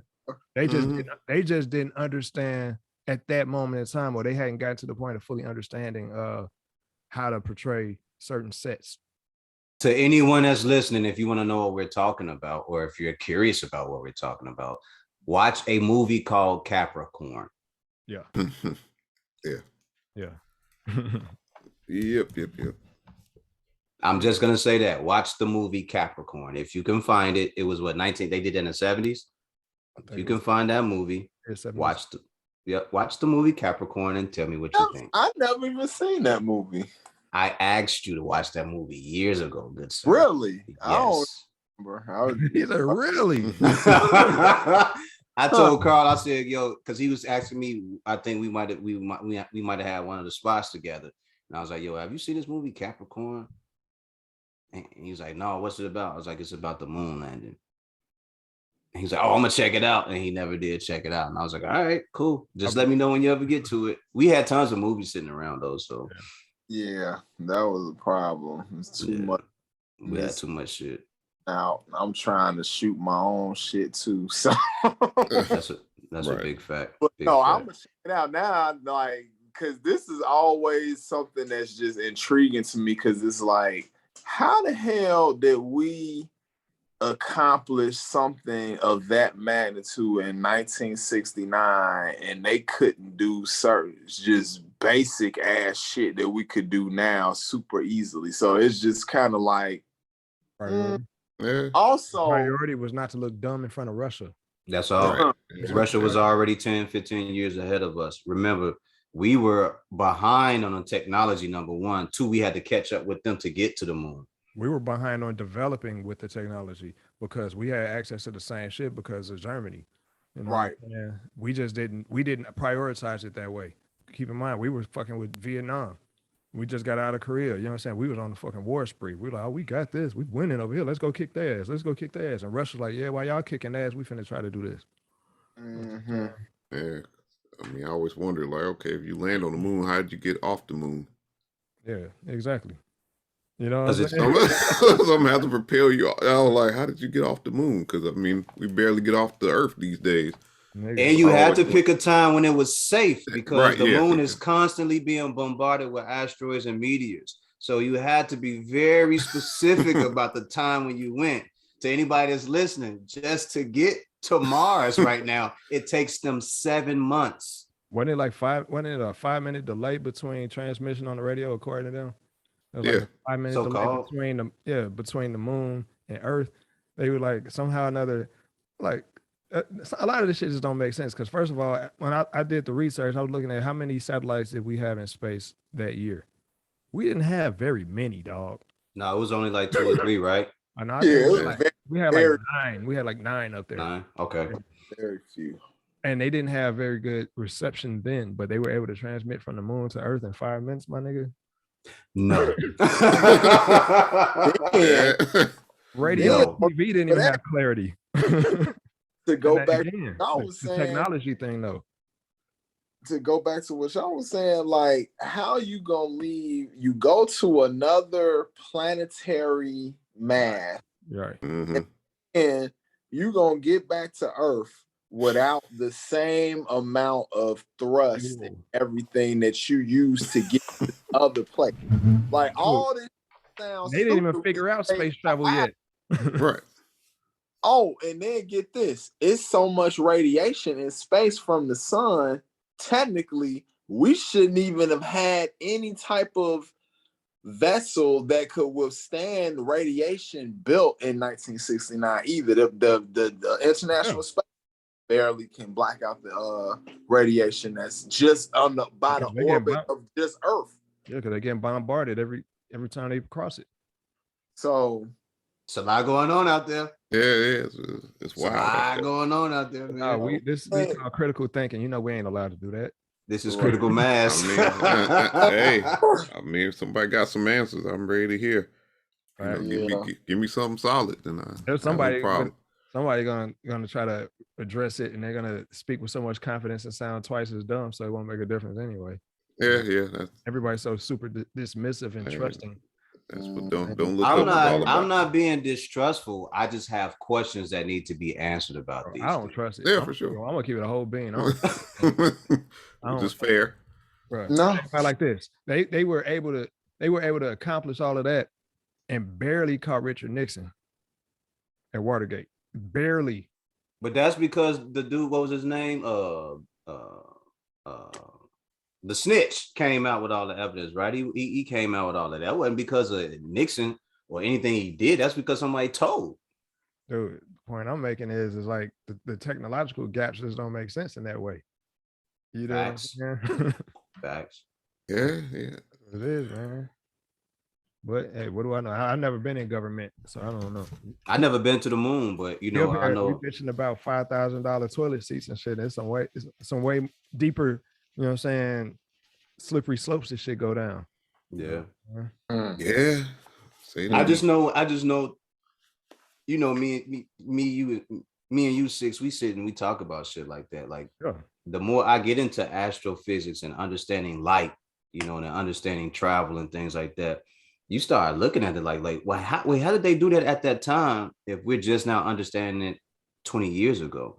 So y'all basically saying y'all took a chance on risking people's lives and sent them into outer space?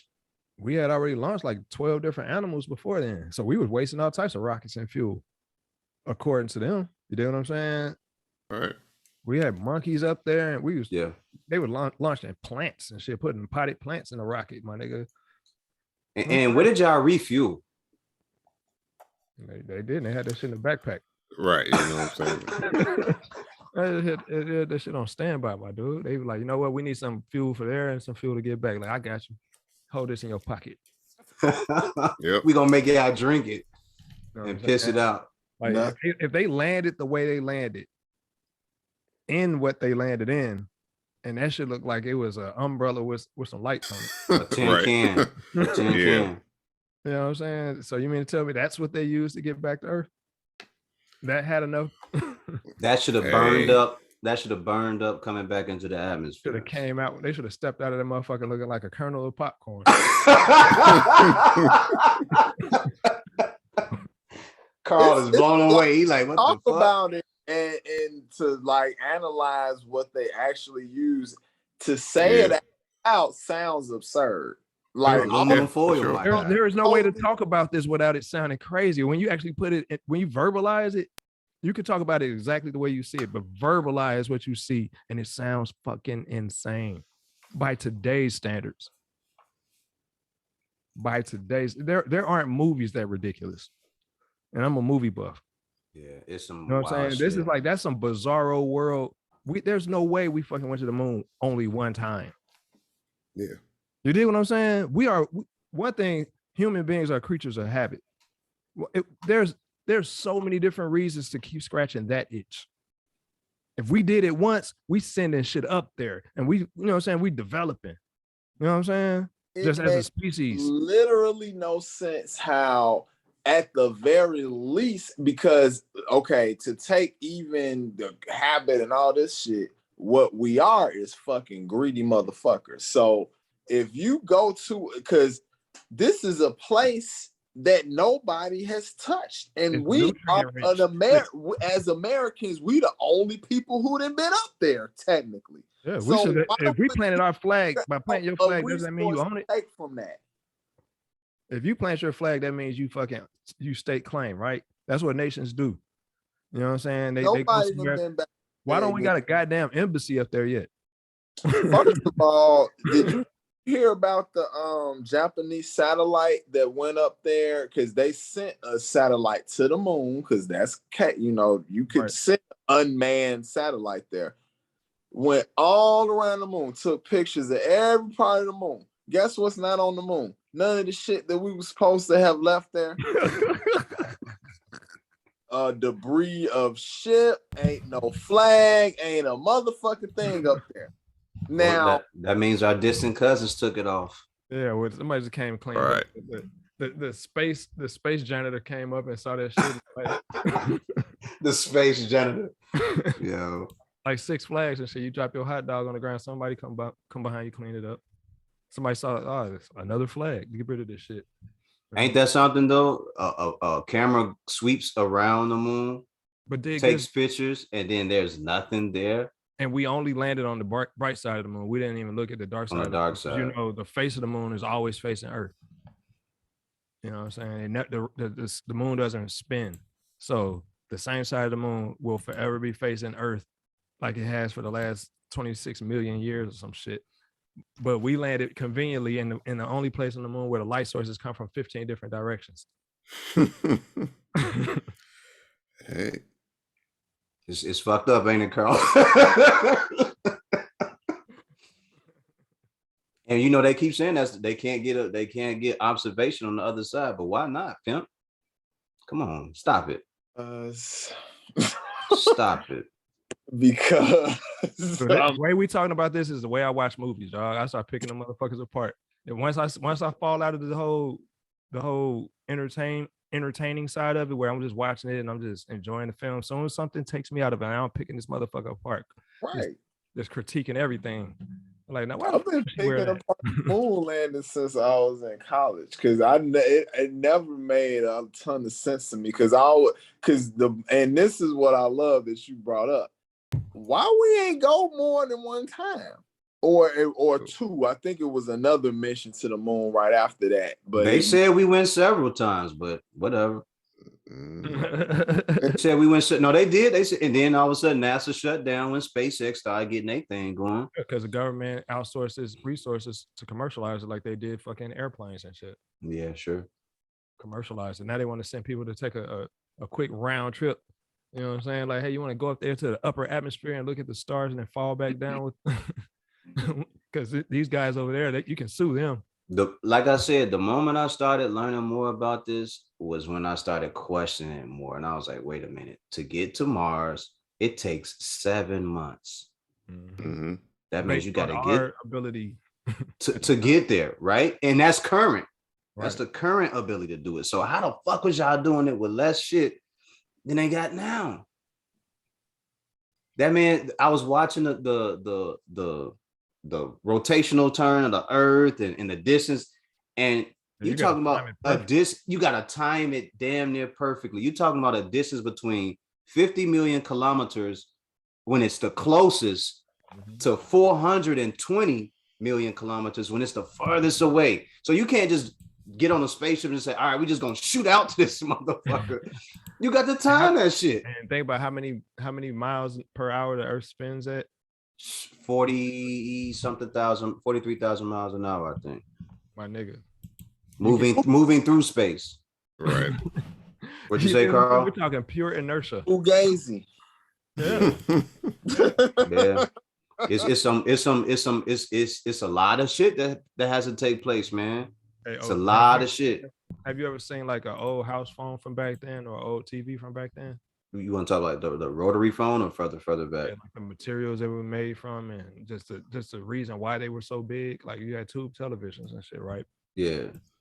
Hell, back then computers had big fucking reels and shit on them and stuff like that. To, you know what I'm saying? Mhm. That A was computer was bigger than a person, literally. It was like a fucking refrigerator. Yeah. Right. You know what I'm saying? So you mean to tell me, with that type of technology? Six. Don't forget the all the little black women in the movie that they said also helped. Oh, Don't forget them. They came with the formula, you know what I'm saying, the mathematical equation to get us there. Yeah, I don't mean they used it, but yeah, they got Did you really use it?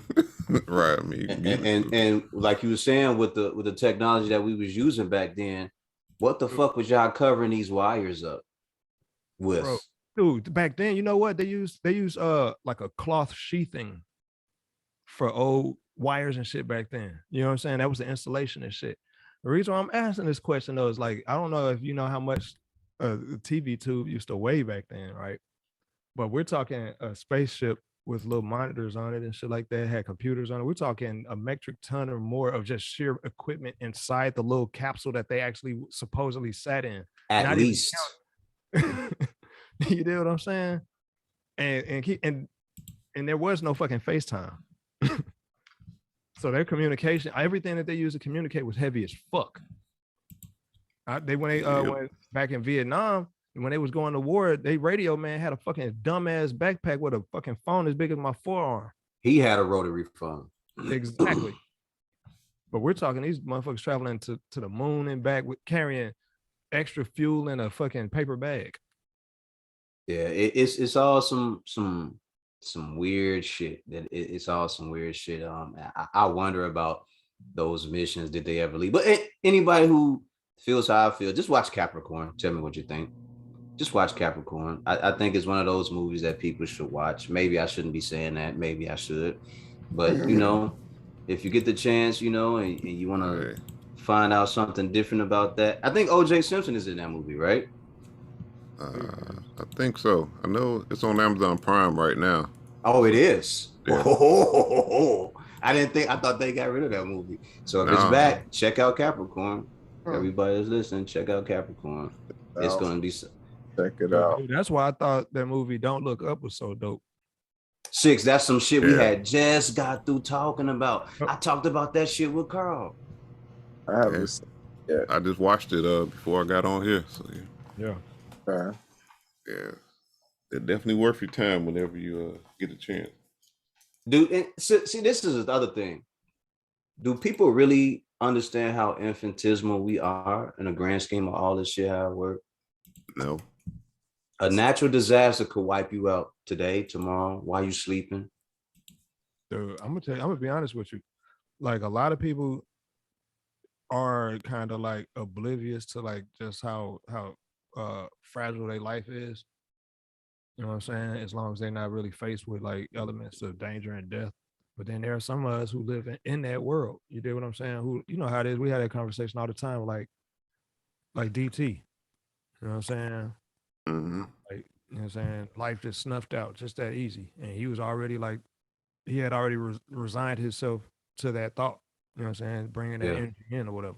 And that's just a way of being, man. Like we don't think about it. We exist in a bubble where the governing bodies, the best way to benefit from us is either strike the deepest fear in us to motivate us, or to throw something shiny in front of us to motivate us.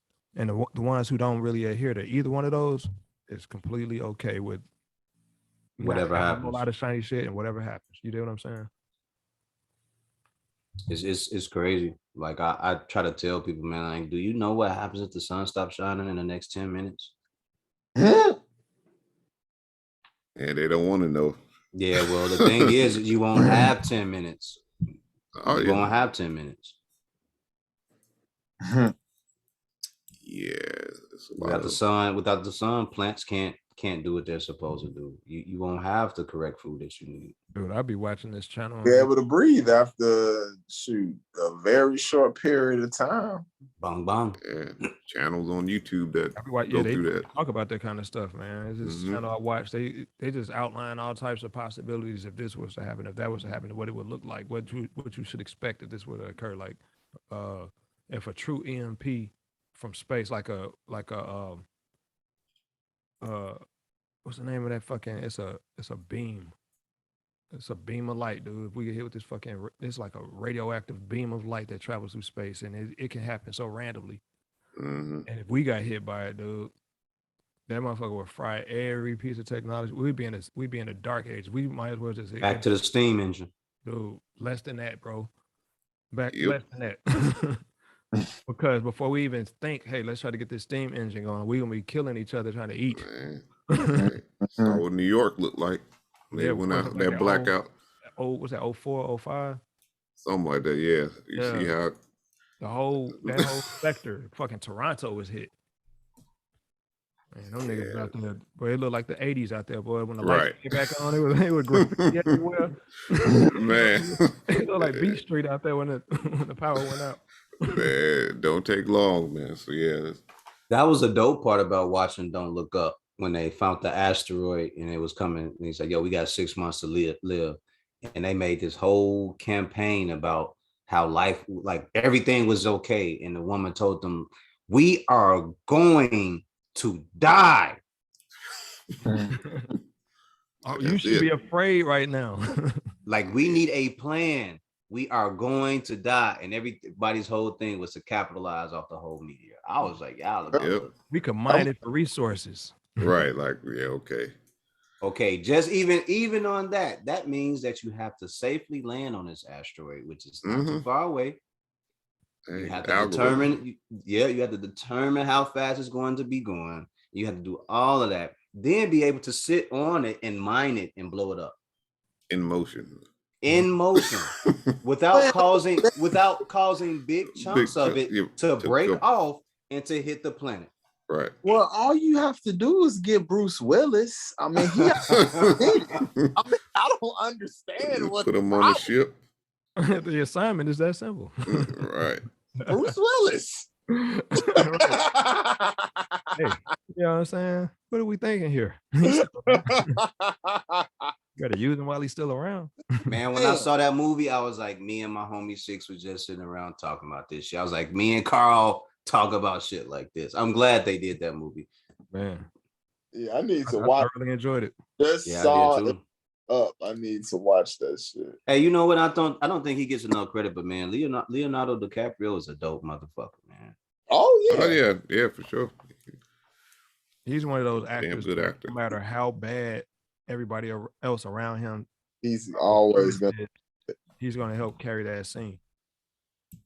And the funny thing is, the shit goes back to fucking Growing Pains, because I remember he was on there, and I would be like, "This guy is really good." I just noticed that he's better than everybody in this room right now. He's fucking 13 years old. He's better than the grown-ups.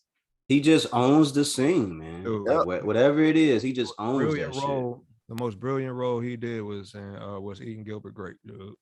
Oh wow, yeah, he played the fuck out that role. Like, just thinking about it in retrospect, dude, to get a young guy to portray an autistic child, You know what I'm saying? You think about the fucking mental maturity it took to even be able to capture that. You dig what I'm saying? Because we had grown men who was well in their 30s, early 40s perform, you know what I'm saying, doing people with special needs or whatever. You had what radio. Come on, get the fuck out of here with radio. Right. Turn to a I'm comedy. saying, Yeah. what's the movie with Sean Penn? Rain Man. No, No. Shoot. I What forgot. was That's that the one. called? That's what they referenced in Tropic Thunder when he said, "Don't go full retard." That's what Right. Yeah. and that's what he meant. That's when you just don't know how to perform, but you haven't really done a thorough gambit of research to make sure that you get the role right.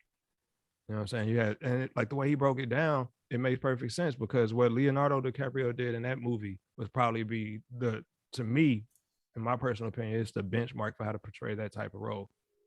You know what I'm saying? If you're gonna play that He's type a of dope role. actor. He's And a right, dope actor. and a close number 2 would be Rain Man.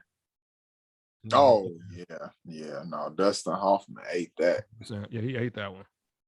But then you Especially because that go down wasn't the list, even, it gets worse and worse though. and think about this, when that came out, that whole autism, it was just starting to get more understood. So for him to like be able to portray that at a time when it wasn't even understood what it really was fully yet, Right. that was impressive. Like That's when we actually started addressing it as a society. thing. It's like it's always prior to that, we was fucking giving lobotomies and shit to people who had autism and stuff like that. Fucking Right. sticking ice picks in people's eye socket just to make them dull. Lobotomies were an answer to more things than it should have been. It was like, you That had and just cut part of the brain. It's fine. That's crazy. Taking ice picks and hitting people in the eye duct.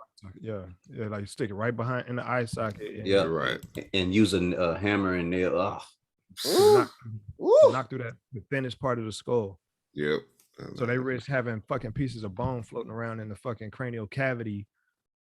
You know what I'm saying? They Just said, to say that you're right cured. Right. There's a whole documentary on that shit on Hulu I was watching. That shit fucked me up. There's a show called The Nick that you guys might actually enjoy that kind of deals with that shit. That show is amazing. Like I haven't finished it, but yeah, I finished it, bruh. When you get to the end of that motherfucker, woo, dude, the crazy, the black doctor, the shit that he was doing, I was like, yo, right up under him. He was like, shit, what else was I gonna do? Y'all ain't gonna let black people walk through the front of this motherfucker.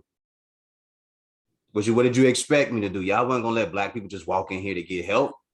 Right. And I'm gonna help him. I'm gonna help him. I'm black. And he set up that whole shit. Oh.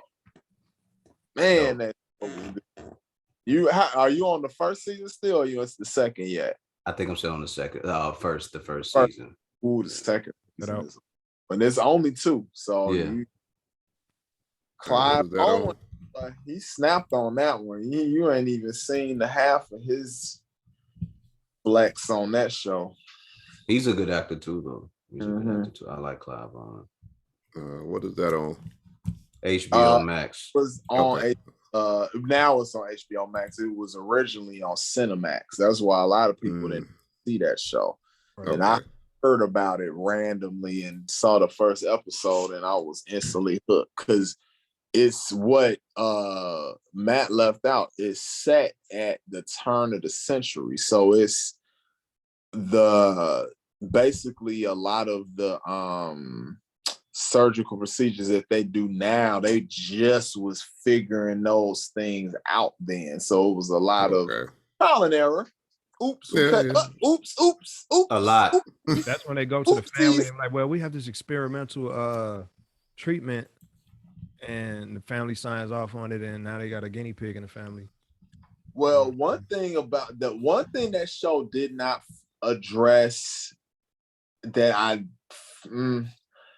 I don't like is that, a lot of those procedures that they mastered and figured out, they was using black people for that shit. Like anybody who was of course afford to pay for it. Mm-hmm. Right. especially us, but us and a lot of the immigrants that was poor that was coming over here from other countries, but definitely us is more often than not, because them white immigrants, they still reminded them of themselves because they still look like them. They were not considered property, my guy. Right. That's Yeah, why that's a good show. they're here to give them everything they were supposed to give us. I got a whole spiel about that. Speak your mind, man. I Speak was your just mind. like how like we kind of like got caught in this infinite loop of waiting for what we consider to be what's owed to us and our reparations and stuff. And I'm not saying like us individually, but us as like a you know what I'm saying, as a yeah. body, you know what I'm saying, as people. It's like we like they don't even, I don't think nothing was ever directly promised to us, but we got it made up in our minds that we're owed it and we're gonna try to get it no matter what. And the motherfuckers looking at us like, nigga, I ain't even got it to give. You see what I'm saying? But yet we see them hand out what we consider to be comparable to other ethnic groups.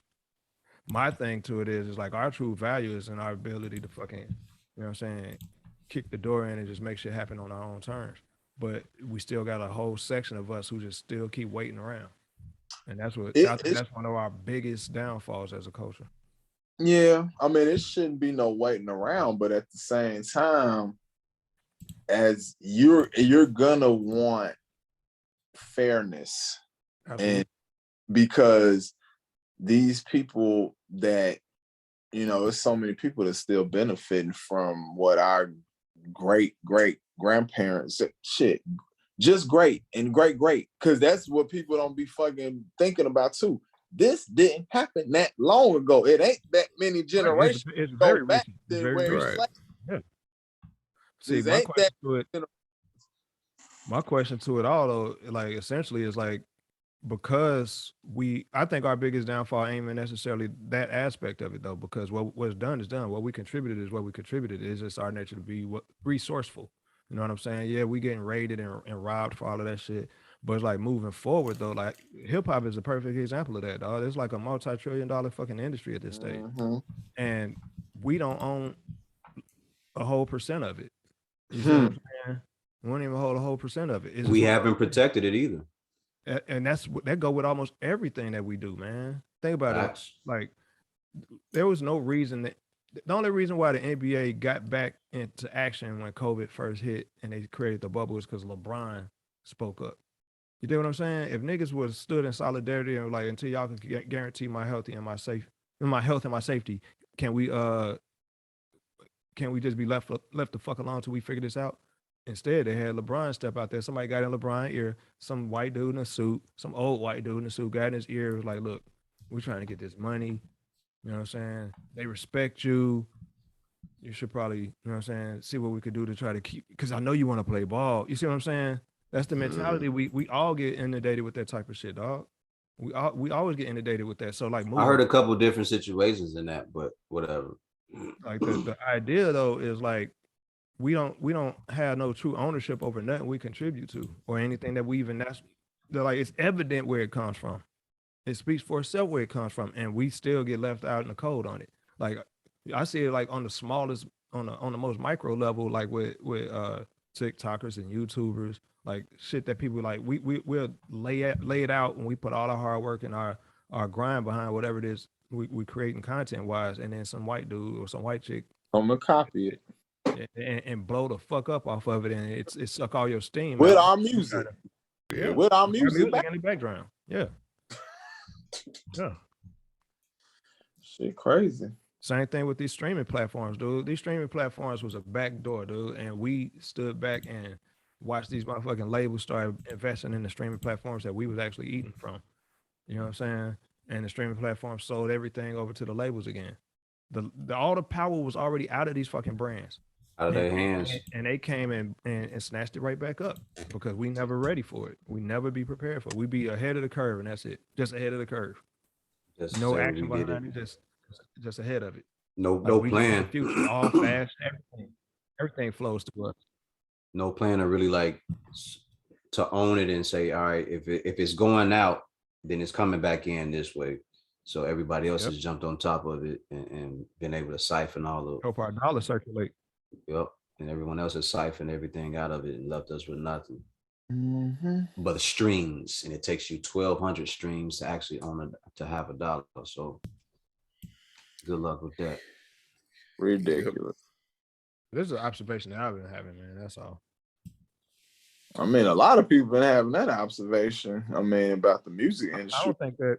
I think like even larger than music, though. I'm just saying like in terms of like just because I use hip hop as an example, a smaller example of like the larger problem. You know what I'm saying? Like I said, we're waiting to be handed what we feel like we're owed, as opposed to like just strong arming that shit, man. We could literally hold everything hostage, dog, and we don't even know how to. And it's like right there in our face. I think that just comes from wanting Our to learn money. the business aspect of all that to make sure that it does come to us and Yeah. having the right people So in fucking place. We don't have the right people in place to do that either.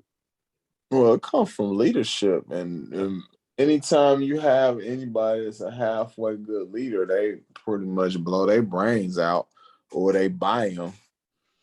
They're usually gonna buy them. If they could be bought, the ones that can't be bought, they just murder them. So that's the thing, man. That's what I was saying. They hanging that one thing over our head. We can't fight against. That's, you know what I'm saying, our own demise. You know what I'm saying? The fear of death got motherfuckers shook. And the problem with that is they face the same fucking outcome all the rest of us face. We all gonna die.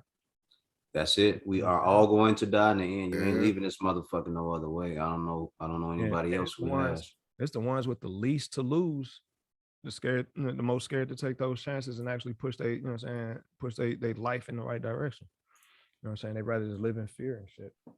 Yeah, it's just and when you say it that way about us, you know, being worried about dying, it always reminds me of what happened with Muhammad Ali when the mob said, you know, we're gonna break your legs or whatever they told him, and he went back and told Elijah Muhammad. Elijah Muhammad said, well, next time they call your house, we'll be there to pick up the phone, or however the story goes. So when he picked up the phone the next time they called, they told him that they was gonna break his legs or they was gonna shoot him, whatever. He told them, well, we got guns over here too.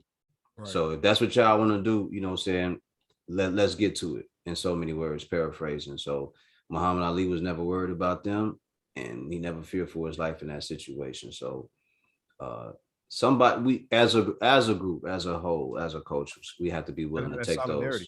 Yep. Have some solidarity. Yep. Regardless of what happened.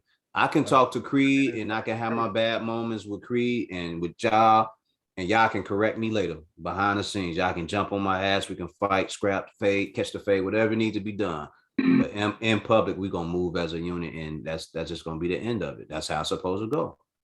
And there isn't that.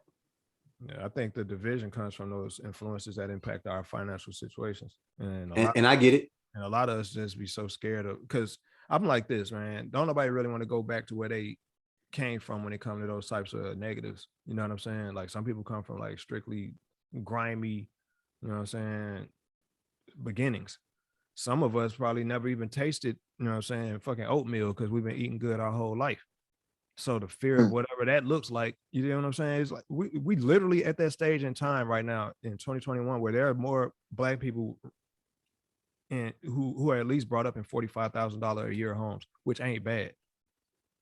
You see what I'm saying? So households that earn at least $45,000 a year are that's upper middle class.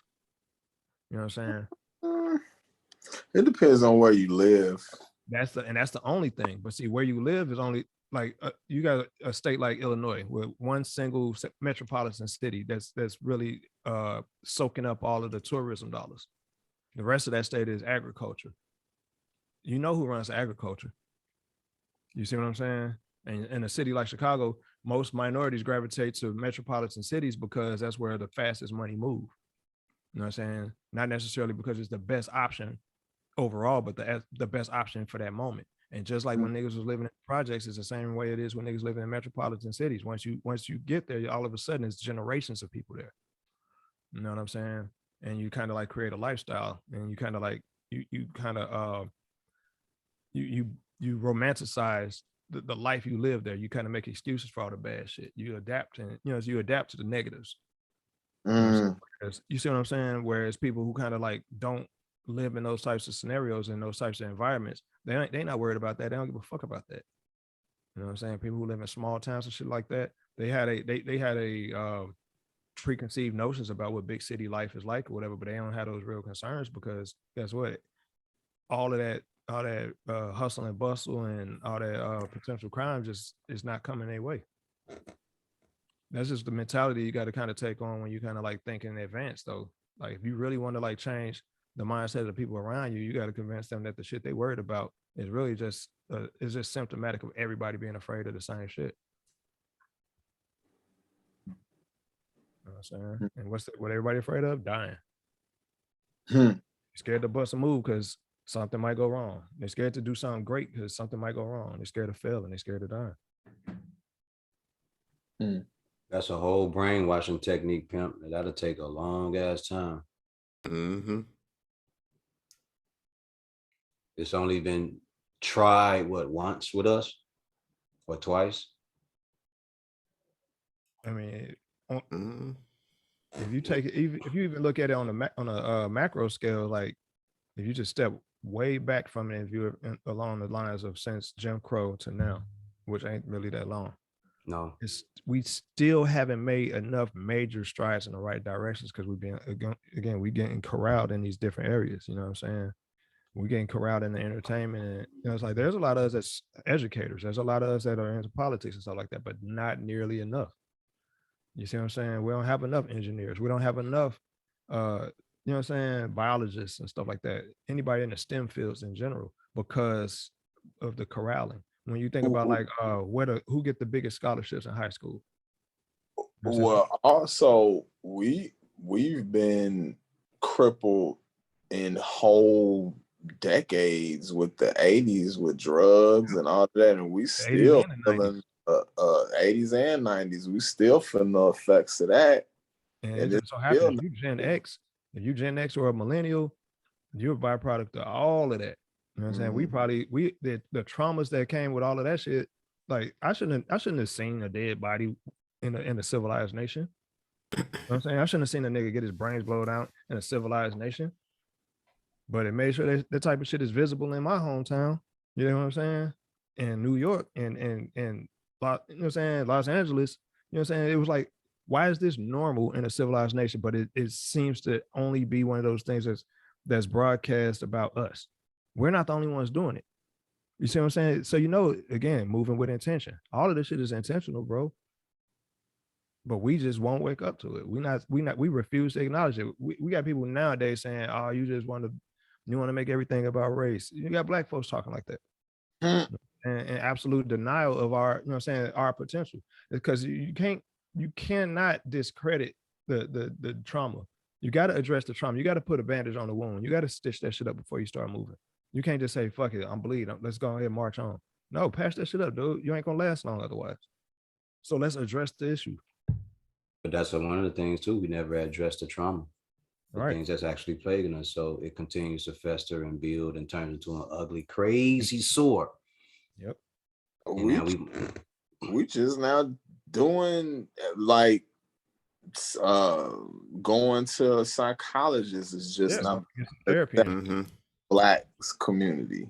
We just really within so years, barely 10 years. Yeah. Yep. Yeah. Not even 5, really. Yeah, I remember growing up. That was some shit.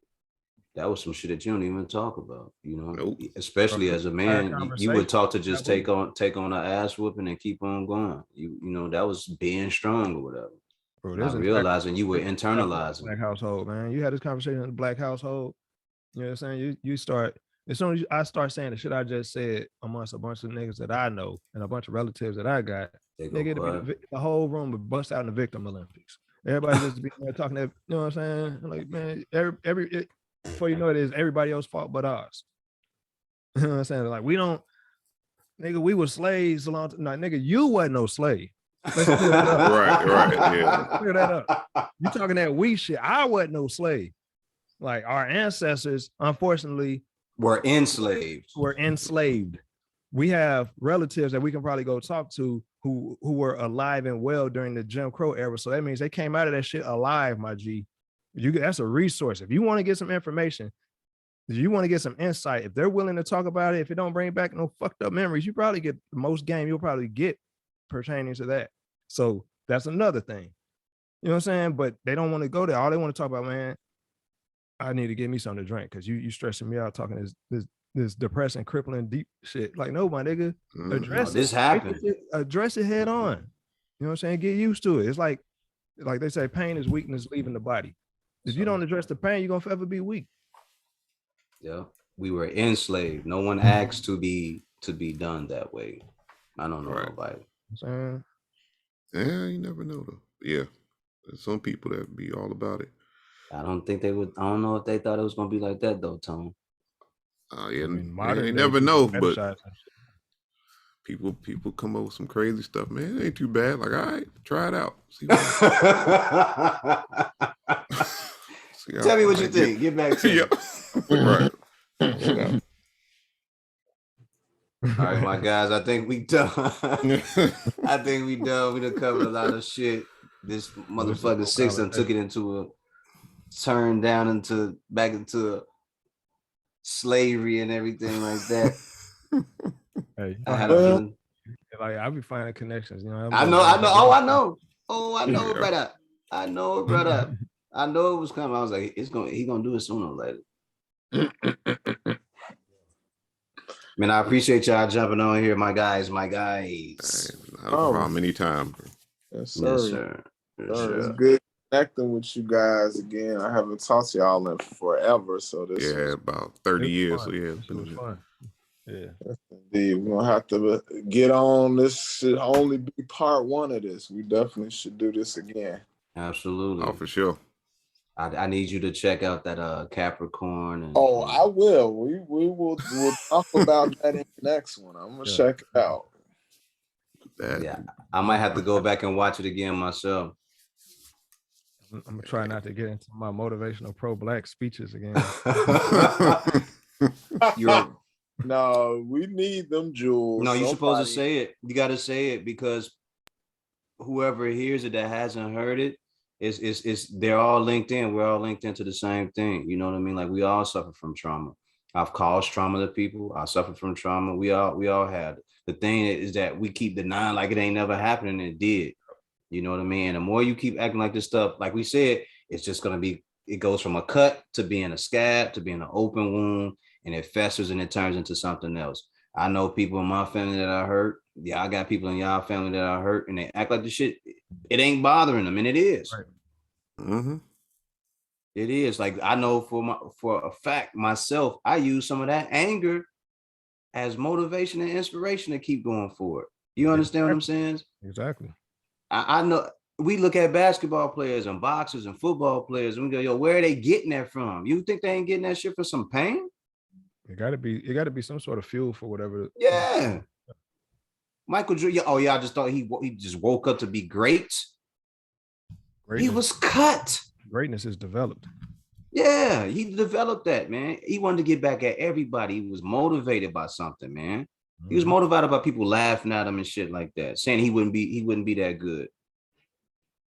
It's something there for everybody. So, you know, the traumas that we deal with, like they do tend to bring out some of the best things about us as far as our gifts go, but we do have to address these things as well. Like I don't think there's anyone on the planet Earth walking around here at this age that hasn't been through anything and they're not bothered by it.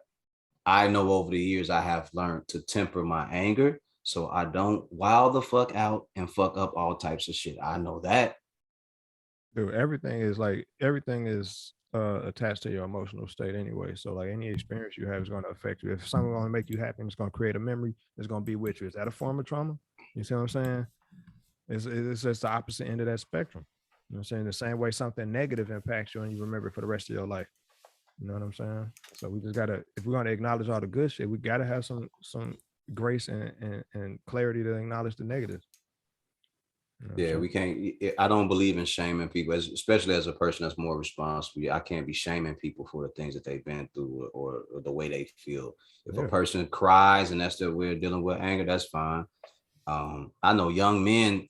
Listen to anybody that's listening. I know young men that will cry in front of you and knock your head off in the next 15 minutes. Yep. I'm dead serious. I know a couple of them like that still to this day that will cry in front of you because they hurt or you hurt their feelings, and they will go around the corner, wait for you to walk by, and they'll knock your head off.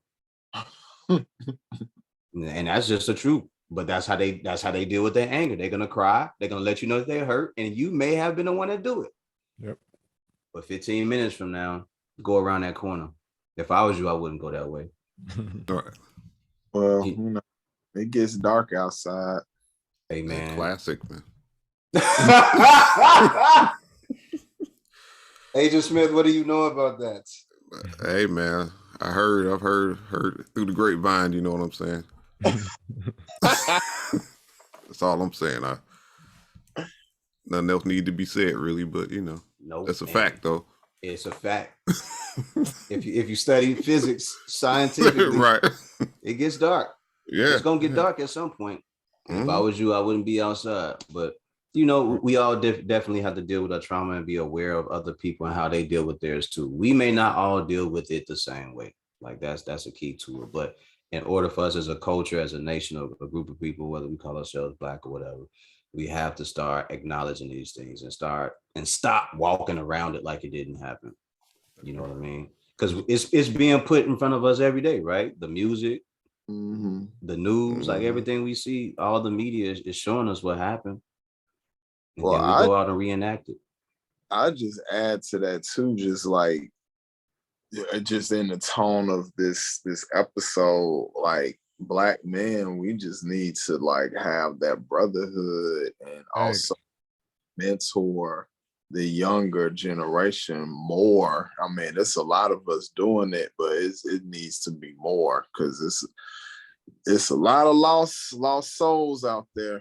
It should be Yeah, it should sure. be like a common element in our community. I think it shouldn't be one of those things where there's little pockets of it. I think it should just be a standard. The same way Yep. they develop the boys and the girls club shit is the same way we need to have something developed for our community across the, Mm, you know what I'm saying? Anywhere you are, there should always be those types of networks. Man, fuck these kids, man. That's how you end the podcast, you know. I guess so. Ladies and gentlemen, fuck these kids. We're gonna go Right, ahead and get up out of here. Today's guest was Agent Smith, my man's Tony, 606, Will, appreciate you. My man Creed, C-Class, Carl Reed, I appreciate you, my guys. We're gonna do this Yes, sir. again. We're gonna have to chop it up another time. Definitely gonna have to work on the scheduling of it. And if you guys have a topic or something you want to speak on, talk about, we can definitely get into that as well. Appreciate you guys again. Not a problem. Man. Good connecting with you fellas again. Yep, as always. You know how we do. All right, it's done, I think. Word. Your outro? they're recording in the corner, so Yeah, still say I'm recording. I forgot what my recording was, but I think it goes, remember the mission statement when you're striving for greatness. God never puts you in the driver's seat if it's taken. Yeah, bitch you.